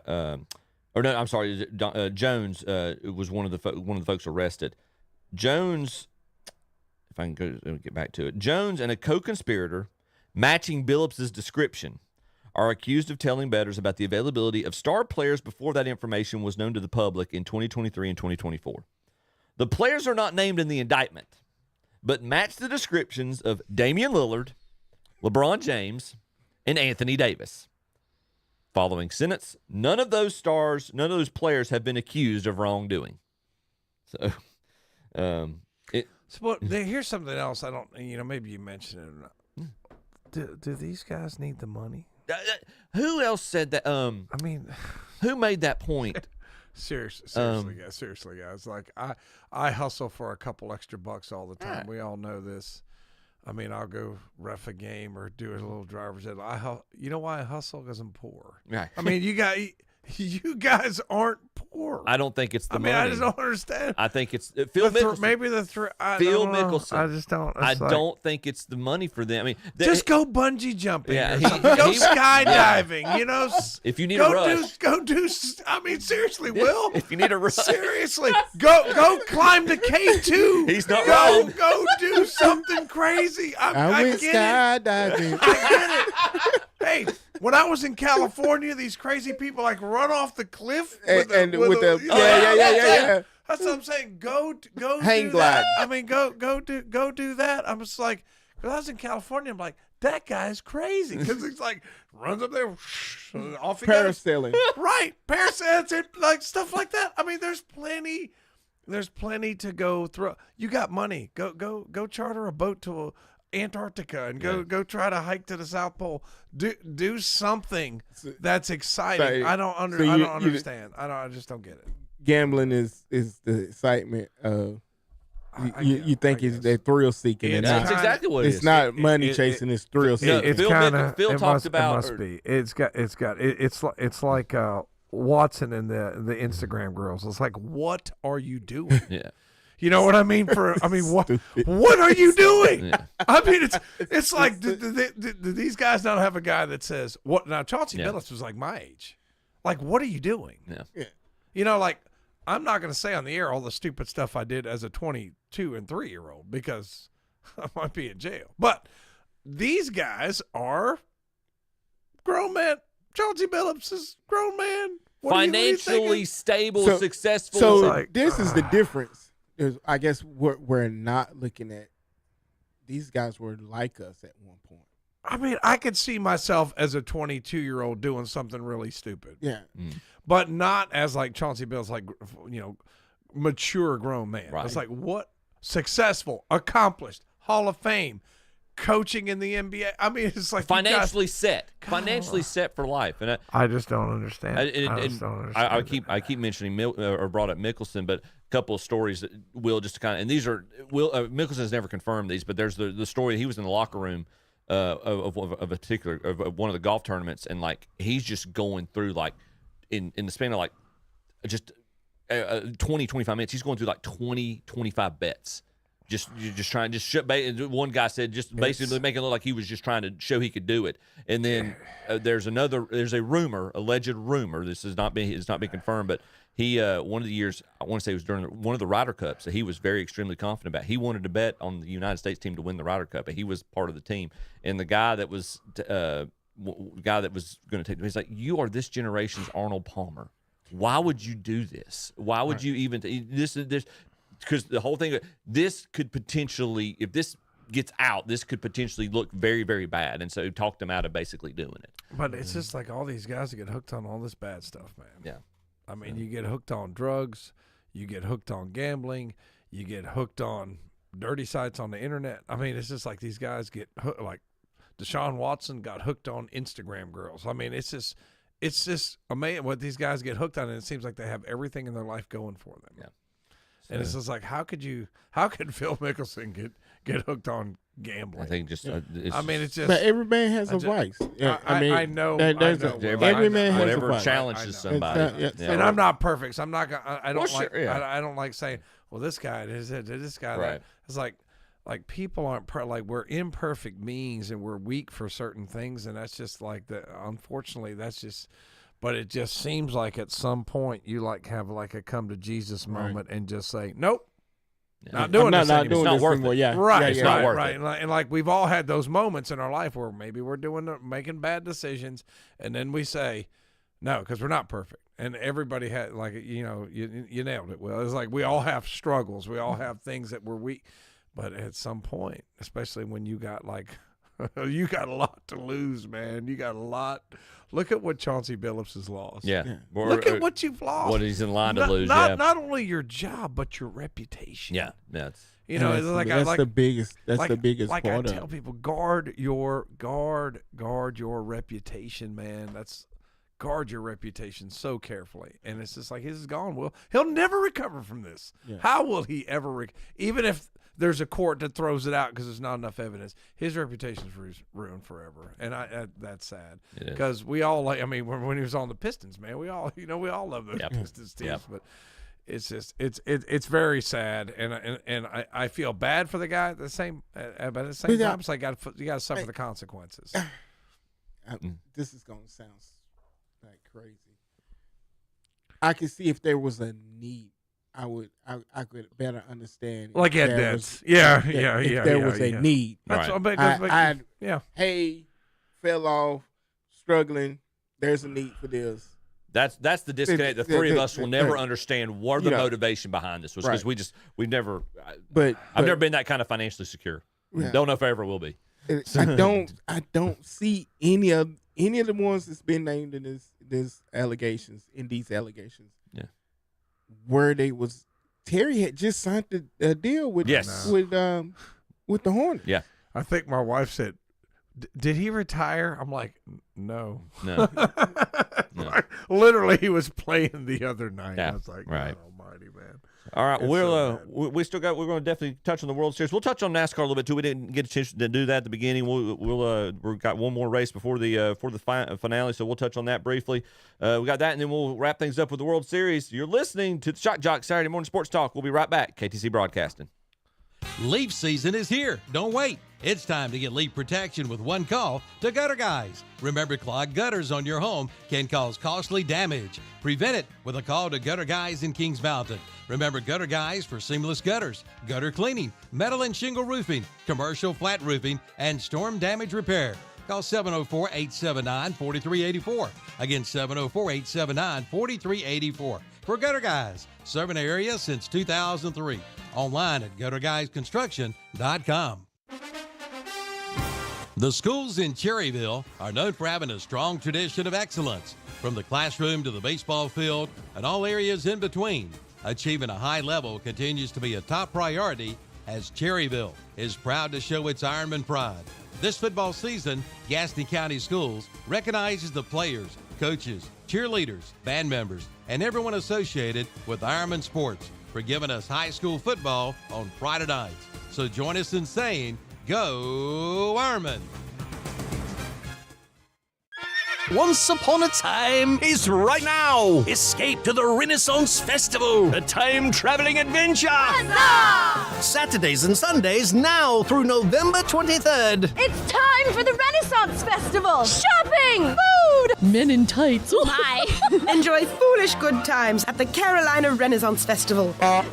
Time travel to a land of legend. Jousting knights, mermaids, fairies, dragons. Oh my! Join the damsels and brave knights at the Carolina Renaissance Festival. Eat, drink, be merry at the Renaissance Festival. Presented by Pepsi. Tickets limited while supplies last. Online only at renfestinfo.com. Don't miss the jousting, feasting, and jesting at the Carolina Renaissance Festival. It's a royal blast.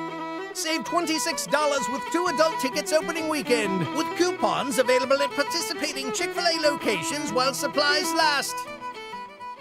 The tradition. And for the Blue Devils, the Final Four is calling yet again. The passion. Spins, goes up. Good night. The brotherhood plays here. Floated to the big fella, and he rocks the rim. Jumper up. Bang! 3 seconds, 2. At the buzzer. Jagger!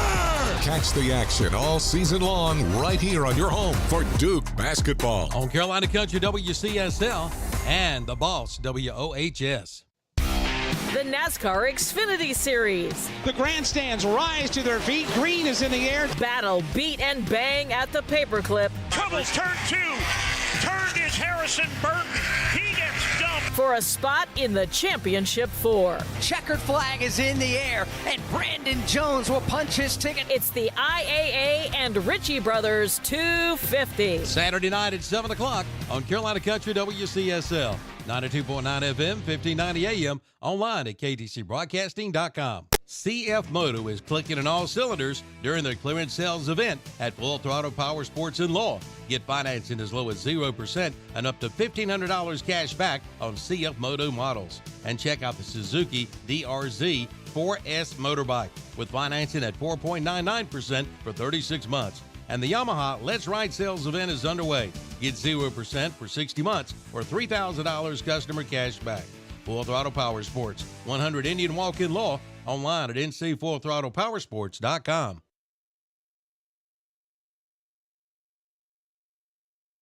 Cakes and cookies, toys and gifts. It's the shopping event of the season, the Southern Christmas Show, November 14th through 24th at the Park Expo and Conference Center. Celebrate the 12 days of Christmas, a countdown of Yuletide cheer brimming with festive decor and seasonal magic. Buy tickets at southernchristmasshow.com. Online tickets courtesy of Craft Body Scan. Let's go to the Southern Christmas Show. I'm Calvin Hastings, and I want to invite you to join me along with Captain Ron and Jeffrey the Pie Owens as we broadcast live during the grand opening celebration of the all-new Shelby Honda and Shelby Kia. We'll be there this Saturday, October 25th from 10 a.m. till 2 p.m. Come see Large Marge, the Pink Cadillac, the Patriotic Floppy Man, and the Green Machine. And we'll have free DQ hot dogs, chips, and soft drinks. And register to win some great prizes, including tickets to the Southern Christmas Show, the Renaissance Festival, free meals from Jam & Jay's Pizza, free DVD movies, free rounds of golf at Deerbrook Golf Course, tickets to the Haunted Pyramids, KTC Broadcasting t-shirts, and more. And meet new owners Carl Rossetti and Mason Morris. They invite you to come by and meet with them. They want to be your automobile go-to dealer. So make plans to be there this Saturday, October 25th, 10 a.m. till 2 p.m. for the grand opening celebration at the all-new Shelby Honda and Shelby Kia, formerly Renato Automall, located at 4423 East Dixon Boulevard in Shelby. Y'all come. It'll be fun. Is your home ready for the holidays? Now's the time to see Flooring America in Kings Mountain or Carpet One Interiors in Gastonia to get ready. Check out the new LVP waterproof flooring for only $250 a square foot. Check out the great deals on their in-stock inventory. If you need it covered, they've got you covered. That's Flooring America, 602 Slater Street in Kings Mountain, or Carpet One Interiors, 2757 East Ozark Avenue in Gastonia. Get your home ready for the holidays today. The Haunted Pyramids. The Haunted Pyramids in Lawndale will scare the yell out of you. Professional Hollywood special effects, 5 attractions, and escape room. Now open Friday and Saturday night, 7:30 to midnight through November 1st. Check out Dr. Venom Snake Pit, Carnival of Terror. Admission is $30 per person, $45 VIP for all 5 attractions. Buy a $5 glow necklace, which signals you are fair game to touch and grab. Check Facebook, The Haunted Pyramids, 2745 Tony Road, Lawndale, North Carolina. Leaf season is here, and Boyd's Tire and Appliance and Boyd's Lawn and Garden and Clover are ready. You'll find all kinds of blowers by Echo and Steel, handheld and backpack blowers, gas and battery power blowers, and mulching mowers too. Make leaf season easy this year with a trip to Boyd Tire and Appliance and Clover, featuring famous Gravely and John Deere mowers, along with a complete parts and service department. And coming soon, a new shipment of John Deere toys for Christmas. Boyd's Tire and Appliance and Boyd's Lawn and Garden, both at 124 South Congress Street in downtown Clover, online at boydtire.net. Grizzly the Greeter says now you can rent to own your new Liberty Shed at Blessed Buildings and Tiny Homes in Cherryville. Deposits have been reduced. For Liberty Sheds up to $10,000, you pay only $150 down. For Liberty Sheds priced from $10,000 to $25,000, you pay only $250 down. Also take 15% off base cost of Liberty Sheds and Tiny Homes, including upsiding and board and batten siding, and 10% off vinyl siding on new-built Liberty Sheds, and garage units now 25% off. Blessed Buildings and Tiny Homes, Highway 150 East in Cherryville, right across from Ace Hardware. Online at blessedbuildings-tinyhomes.com. And we're back on Saturday Morning Sports Talk.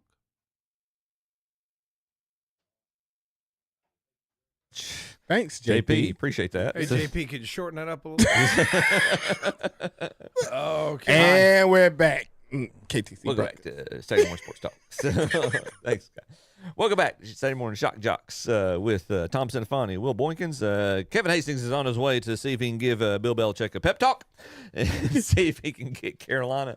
Go Heels. Bill Belichick don't need a pep talk, dude. I mean, they're saying they're committed to him. They were, of course, the media's rumbling that they're gonna buy him out. They're gonna. What you gonna buy him out for? I mean, because he's embarrassed the whole university, but. He's getting exposure. let's not judge, because if you're a 70-something-year-old divorced man and there's a woman like Jordan Hudson that's comes up, I mean, it's like, okay, so he felt like a house of cards. All right, so what? Just like I've been saying, just go tour the world or something. Why are you embarrassing this university like this? She's down on the sidelines during the game. You're embarrassing. I mean, all right. You know what? You know who? I have no idea what Kevin Stefanski's wife looks like. I have no idea what Ryan Day's wife looks like. Yeah. You know why? Because they're not on the sideline during the game. Yeah. And they shouldn't be. You know what I mean?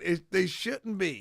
Or controlling interviews. Or controlling. Stefanski is the Texas coach. Stefanski's Cleveland's coach. Yeah, Stefanski's Cleveland. I'm sure he's got a beautiful wife and beautiful kids. Will, I don't even know. Will, it's okay. I didn't know what TFL stood for. It's okay, man. So, it's all right.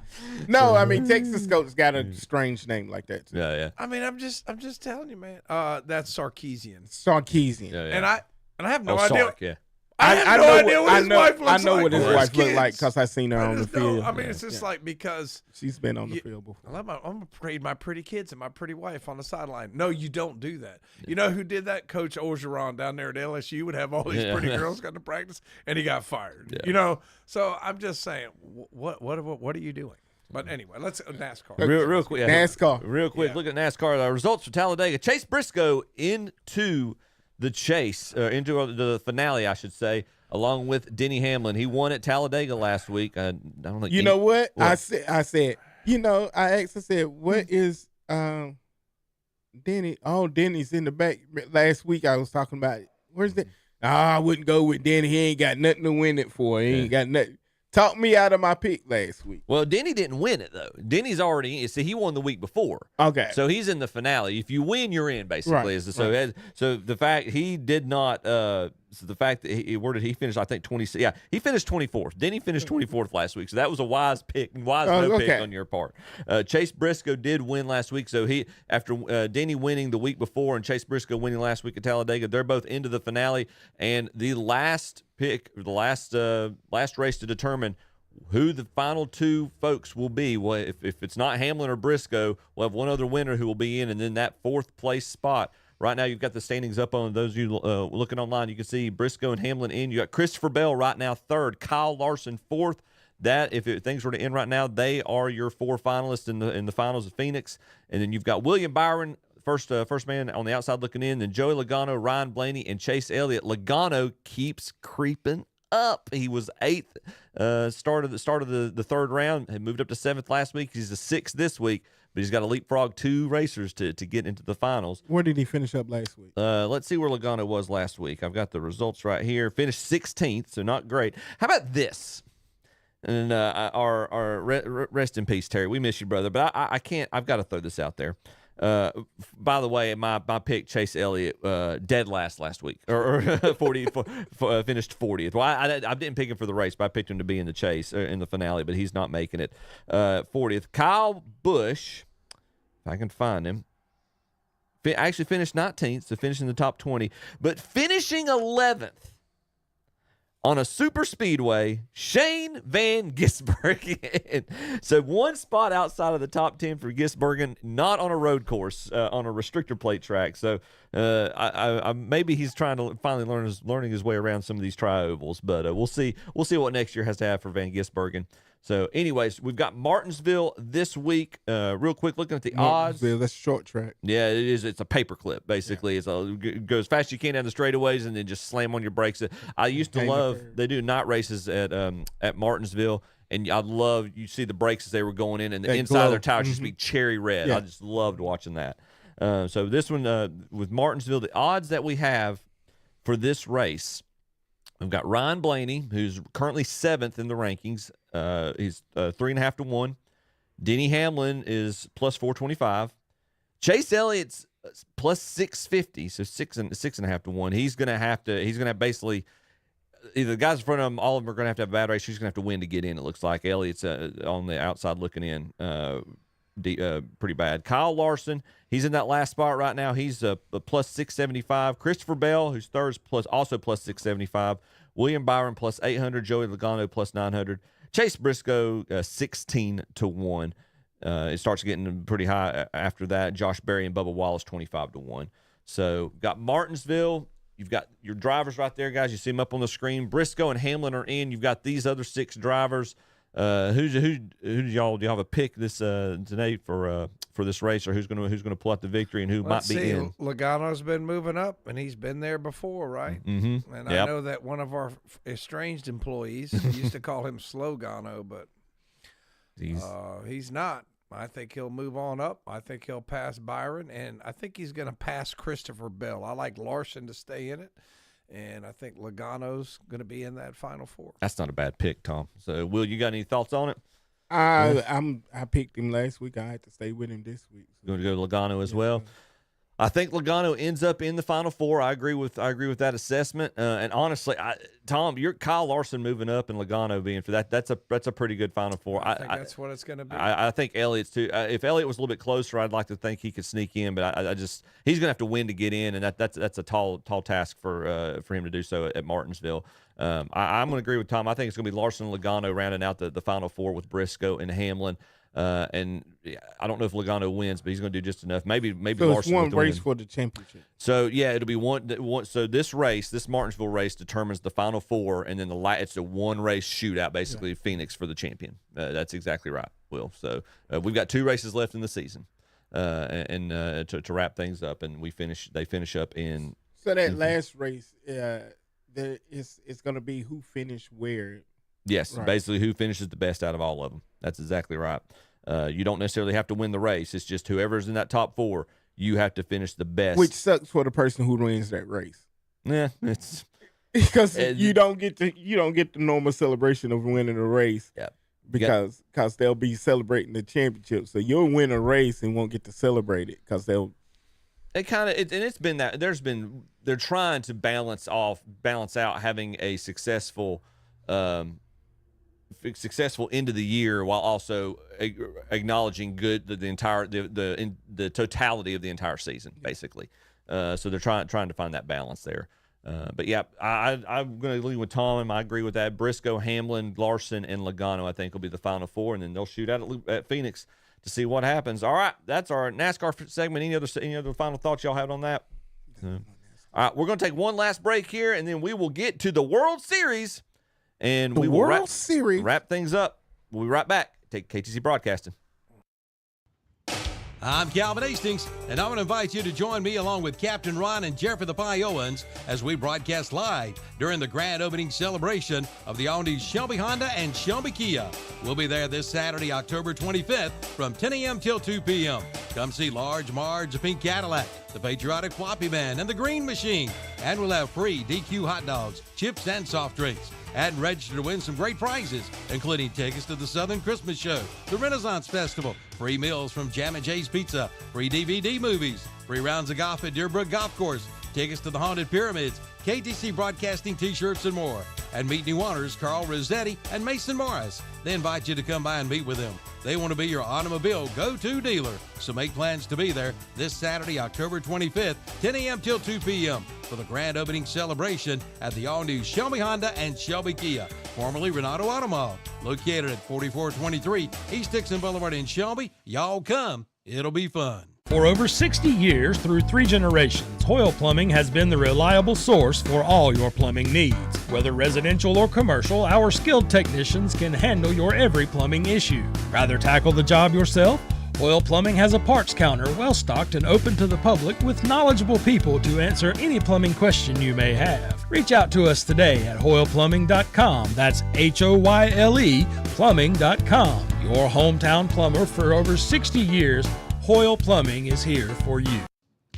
The Clay Barnett Funeral Home in Shelby gives you 5 reasons to choose aquamation over cremation. Aquamation is a gentle, dignified process. It's a process that uses 95% water instead of fire. 20% more ash remains are returned to the family. It is a green process with no emissions and no harmful greenhouse gases. And aquamation prices start at $25.95, and payment plans are available with credit approval. Consider aquamation, exclusively offered by Clay Barnett Funeral Home. Online at claybarnett.com with locations at 303 Pfeiffer Road, Kings Mountain, and 1401 West Dixon Boulevard in Shelby. Where's the beef? Where's the beef? It could be at your house if you're one of our winners in our Where's the Beef $1,000 giveaway. KTC Broadcasting will be giving away 5 $200 gift cards for beef. Take your pick. Steaks, ribs, hamburger, and more. Be sure to register today at Lewis Feed and Western Store, Highway 321 South in Gastonia, at Cotton Seafood, Highway 321 Business South in Lincoln, at Dallas Express Pharmacy on Hoffman Drive in Gastonia, at Jake's Knives and Coins, South Lafayette Street in Shelby, at Arnold's Jewelry, South Washington Street in Shelby, at Carpet One Interiors, East Ozark Avenue in Gastonia, at Ferguson Ace Hardware, Highway 150 East in Cherryville, at the Captain's Cap Family Fish House on Linwood Road in Gastonia, at Bell's Farms on Highway 216 in Kings Mountain, and at Carolina Furniture Mart, North Aspen Street, Lincoln, and Cummings Furniture on West Dixon Boulevard in Shelby. The drawing will be held Friday, October 31st. Register to win in our $1,000 Where's the Beef giveaway. Where's the beef? Where's the beef? You can also register at Oakwood Homes on East Dixon Boulevard in Shelby. It's a Sealy Mattress blowout sale at Hendrick Appliance and Mattress Center in Shelby. Never before have the prices been reduced this much. It's an inventory clearance on in-store Sealy mattresses. Get the sleep you deserve at a price you can afford. Also in stock, those hard-to-get Speed Queen washers and dryers. Come in and see Paige and like their Facebook page, too. Hendrick Appliance and Mattress Center, 1241 East Dixon Boulevard in Shelby. On the right going down, on the left coming up. You are ready to ride with a 2013 Honda Odyssey EXL van at Oak Grove Auto Sales and Service. It's a local trade-in and dealer service, plus brand new tires, new timing belt, brand new water pump, sale priced at $84.95. Check it out today and be sure to get a pre-winter checkup on your vehicle. Check those tires, antifreeze, brakes, shocks, windshield wipers, lights, and more. And insurance work is always welcome. That's Oak Grove Auto Sales, Service, and Body Shop, 522 Oak Grove Road, Kings Mountain. Online at oakgroveauto.com and check with them for employment opportunities. And we're back on Saturday Morning Sports Talk, and they're talking about the Baseball World Series, I'm guessing. Very good, JP. Thank you for that. That was great job. Well done on that. So give him a raise. Give that man a raise. That's it. And talking about, I would say take your wife out to eat, but I'm going to say it wrong. So yeah, don't say it. Don't say it. All right, guys. Well, we've got the World Series. Before we start, and forgive me. I'm sorry that I'm sorry I've not made this connection previously, but I've got to throw this on real quick. So y'all bear with me. Kevin's been telling me I need to put on that Blue Jays hat for about 3 weeks, especially after they took care of the Yankees. But and I kept refusing. But I forgot I've got a connection with the Blue Jays. Oh, bless your heart. So when your childhood hero, I've been waiting 40 years. I'm going to wear this backwards. When your childhood hero for 40 years finally makes it to the World Series as a bench coach for the Toronto Blue Jays, you support the Toronto Blue Jays. Don Mattingly is the bench coach for the Toronto Blue Jays. So he used to manage. There we go, Kevin. You can't see me right now, but you can edit the film later. But yeah, I've got your Blue Jays film. Didn't he manage? He managed the Miami, wasn't it? He managed Miami. He managed the Dodgers. He managed the Dodgers, but then he was a manager for a little while. He was with the Marlins. He started as the bench coach or hitting coach for the Yankees, and then went to they hired Girardi instead of him, and then he went to manage the Dodgers. They made it to the National League Championship Series a few years. Never made it to the World Series as manager. Then he managed the Marlins. He was there when the young pitcher died in the boat accident or what, I forget. He was the manager for them then, and then took a couple years off. He's now the bench coach for the American League pennant-winning Toronto Blue Jays. So he's famously, obviously, he went most of his career, made it qualified for the playoffs until his last year as a Yankee, basically last year of his career. Famously, he hit very well in the division series against the Mariners, but they ended up losing. That was the only playoff series he ever played in. Never made it to the World Series as a manager and is the bench coach for the Blue Jays and is there this year. People forget how bad the Yankees were in the 80s. I'm not. That's why I tell people. I don't. I have to remind people. I was born in 1982. that was the year the Yankees. That was the year of the Yankees' longest drought as a franchise that they didn't make the playoffs. Which that's. Chip, you just made me feel like really, really old because you said 19. I was born in 1982. I didn't realize thinking, when I was a oh my kid. God. When I was a kid, I didn't realize the Yankees were supposed to be good because there was a couple years they were dead last in the AL East. So they were bad in the 80s. Man. Yeah, but so we got the Blue Jays last night. LA looked like they were going to hop on this and take care of business like they normally do. Got up early 2-0. Toronto tied it up, and then in the 6th inning just went off. And they already had put 3 on the board. You see here, Tom say you said it during the break. The first pinch hit grand slam in World Series history. There you go, Addison Barger with the grand slam. That's amazing. Yeah. That there's never before been a pinch hit grand slam. Now, naturally it's not going to happen all the time, but I'll tell you what, that's a big old fat breaking ball. Yeah. And I want everybody to look at that pitch again. I want all the kids home and stop it there. Oh, sorry. Hold on. Not. Okay. No, I'm not. All right. I'm not Okay. here All right. Right here, and then stop. Why is it not pausing? I know why. Sorry, I'm on the wrong side. Try it one more time. Here you go. Okay. Third time's a charm. Right there. Stop. All right. Okay. Now, a lot of you high school kids out there are going to let that pitch go and cry it's high. If you can't hit that pitch, just go play the piano. Just go join the cross country team. Hey, easy. Yeah. But seriously, this pitch, see how the catcher's glove comes up a little bit to his face? Yep.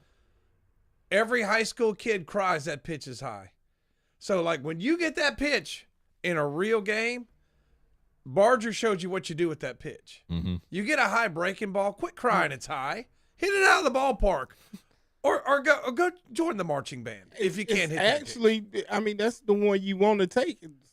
They'll sit there and take that pitch and cry it's high. They're just upset that they weren't looking for it. That's what it is. I mean, thank you, Barger, for hitting that ball out of the park and showing these high school kids right there. If you get a high breaking ball, hit it out of the park for the love of God. Yeah. Quit complaining. Quit letting it go and crying it's high. Yeah. Because, I mean, like, if it's one thing that just grinds my gears as an umpire is that breaking ball where the catcher reaches up to maybe his mask, just like that pitch. If he lets that pitch go, the catcher's going to catch it at his mask. Oh, it's high. It's high. Then you hear some stupid coach from the dugout. It's in his eyes. I mean, it's so dumb. That's what you do with that pitch. Blue Jays it's elevated, hit it out of the park. Yeah, Blue Jays take Stories game one. of an umpire. Soundly take game one, 11-4 in Toronto. They chased Blake Snell out, which nobody else in the playoffs have been able to do so far. Game 2 tonight, 8 o'clock in Toronto. Yoshinobu Yamamoto versus Kevin Gausman. They've both been pitching pretty well. Say Obviously, that name again. What's that? Say the name again. Which one?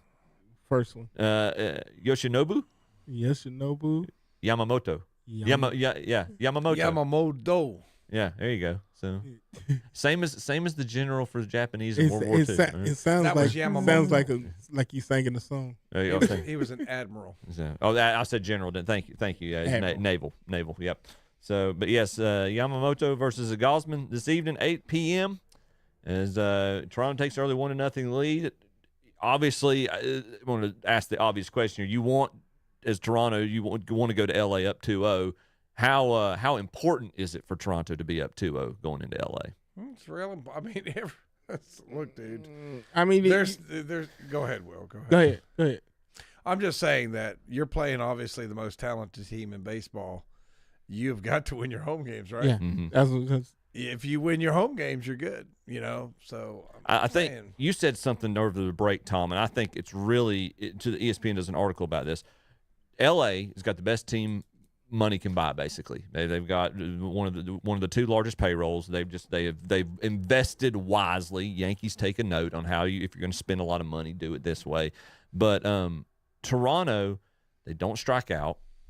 They play some of the best defense, if not the best defense in the league, and they don't give up a lot of home runs, or at least they don't give up a lot of timely home runs for the opposing team. That's a pretty good formula. So you might have, and Tom, I'm giving you credit for this. you might have the most talented team, but Toronto's playing like the best team right now.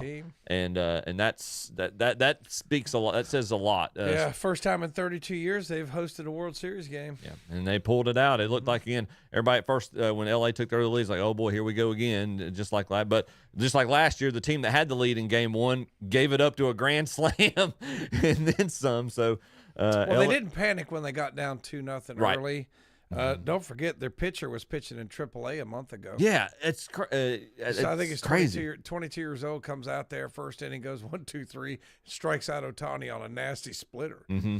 I mean, you know, he did get touched up, and I gave up a couple walks in the second inning, and they touched him up for a couple, but still. But 2 runs for a, you know, like you said, you know, Green still wet behind his ears, still got his spots, basically pitching Game 1 of the World Series. Did he pitch the third inning? No, I can't remember how many. I See if I had can it find pulled the- up. I had it pulled up, Will. See if I can find the box score. Before I give fake news. Yeah, here we go. Box score. He pitched. Yeah. He pitched 4. He pitched 4 innings. Four. So, that's kind of the strategy in these, like, unless a guy's. Who's the guy that pitched 10 in Jack Morris, who pitched 10 innings against the.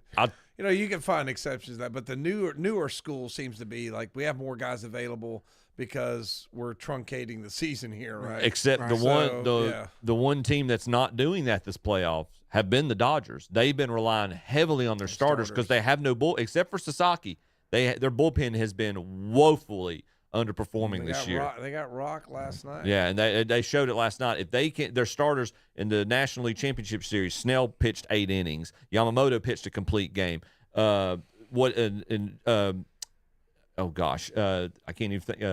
Shohei pitched like 7 innings and 10 strikeouts. It was that one probably the best postseason performance I've ever seen. Like 7 innings, 10 strikeouts, 3 for 3 with 3 home runs in the National League Championship Series game. So I mean, they have been leaning heavily on their starting pitching. If their if their starters can't go deep, they are vulnerable. And Toronto showed that last night. So Game 2 tonight, 8 p.m. Toronto's up 1-0. Let's see if they can go to LA up 2-0. Guys, we're wrapping up, showing you the final thoughts y'all got. Go Toronto. Yeah, I was trying to figure out who I wanted to win this. I don't think anybody wanted the Dodgers to win, but I've got to. This is kind of like pulling, like you can't pull for Darth Vader. You have to pull for Luke Skywalker. Well, you got to pull for Toronto. I can't say that. I pull for Darth Vader every year. I know I do. So. Hallelujah. But hey, Donnie Baseball in the World Series. Come on, Toronto, get him his World Series ring. He deserves it after a borderline, I'd say arguably defensively, a Hall of Fame career at first base. So, Will, anything else you want to add? Just one thing, not baseball wise, sports wise. I just want to say I enjoy my Friday nights and my Saturday mornings, and I didn't get to say anything to Terry before, but I want to make sure you guys know that I love y'all dearly, love working with y'all dearly. So y'all part of my family. Well, we appreciate that, Will, and you being here has helped kind of soften the blow a little bit. So we appreciate you. It's hard to look at that. It's hard to look at that seat empty. So we really appreciate you being here and stepping in a pinch. Really, it was obviously unexpected for us. I know I speak for Kevin and Tom. I appreciate your kind words. We give each other a hard time. We keep each other honest, but doggone it, there's nobody else that would do this with every Saturday morning than you guys. So I appreciate it. All right, guys, that's it for another show. Thanks for tuning in, Shock Joxx. We'll be back next week, 8 to 10:15. Have a great week, KTC Broadcasting.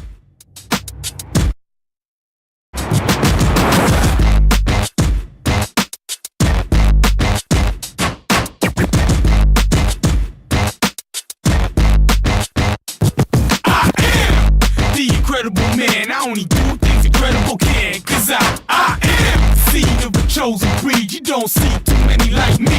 Cause I am one of the reasons you do what you do when you wanna be me instead of you. Cause I am still on beat, showing love to the streets. Come on, you know me, cause that's who I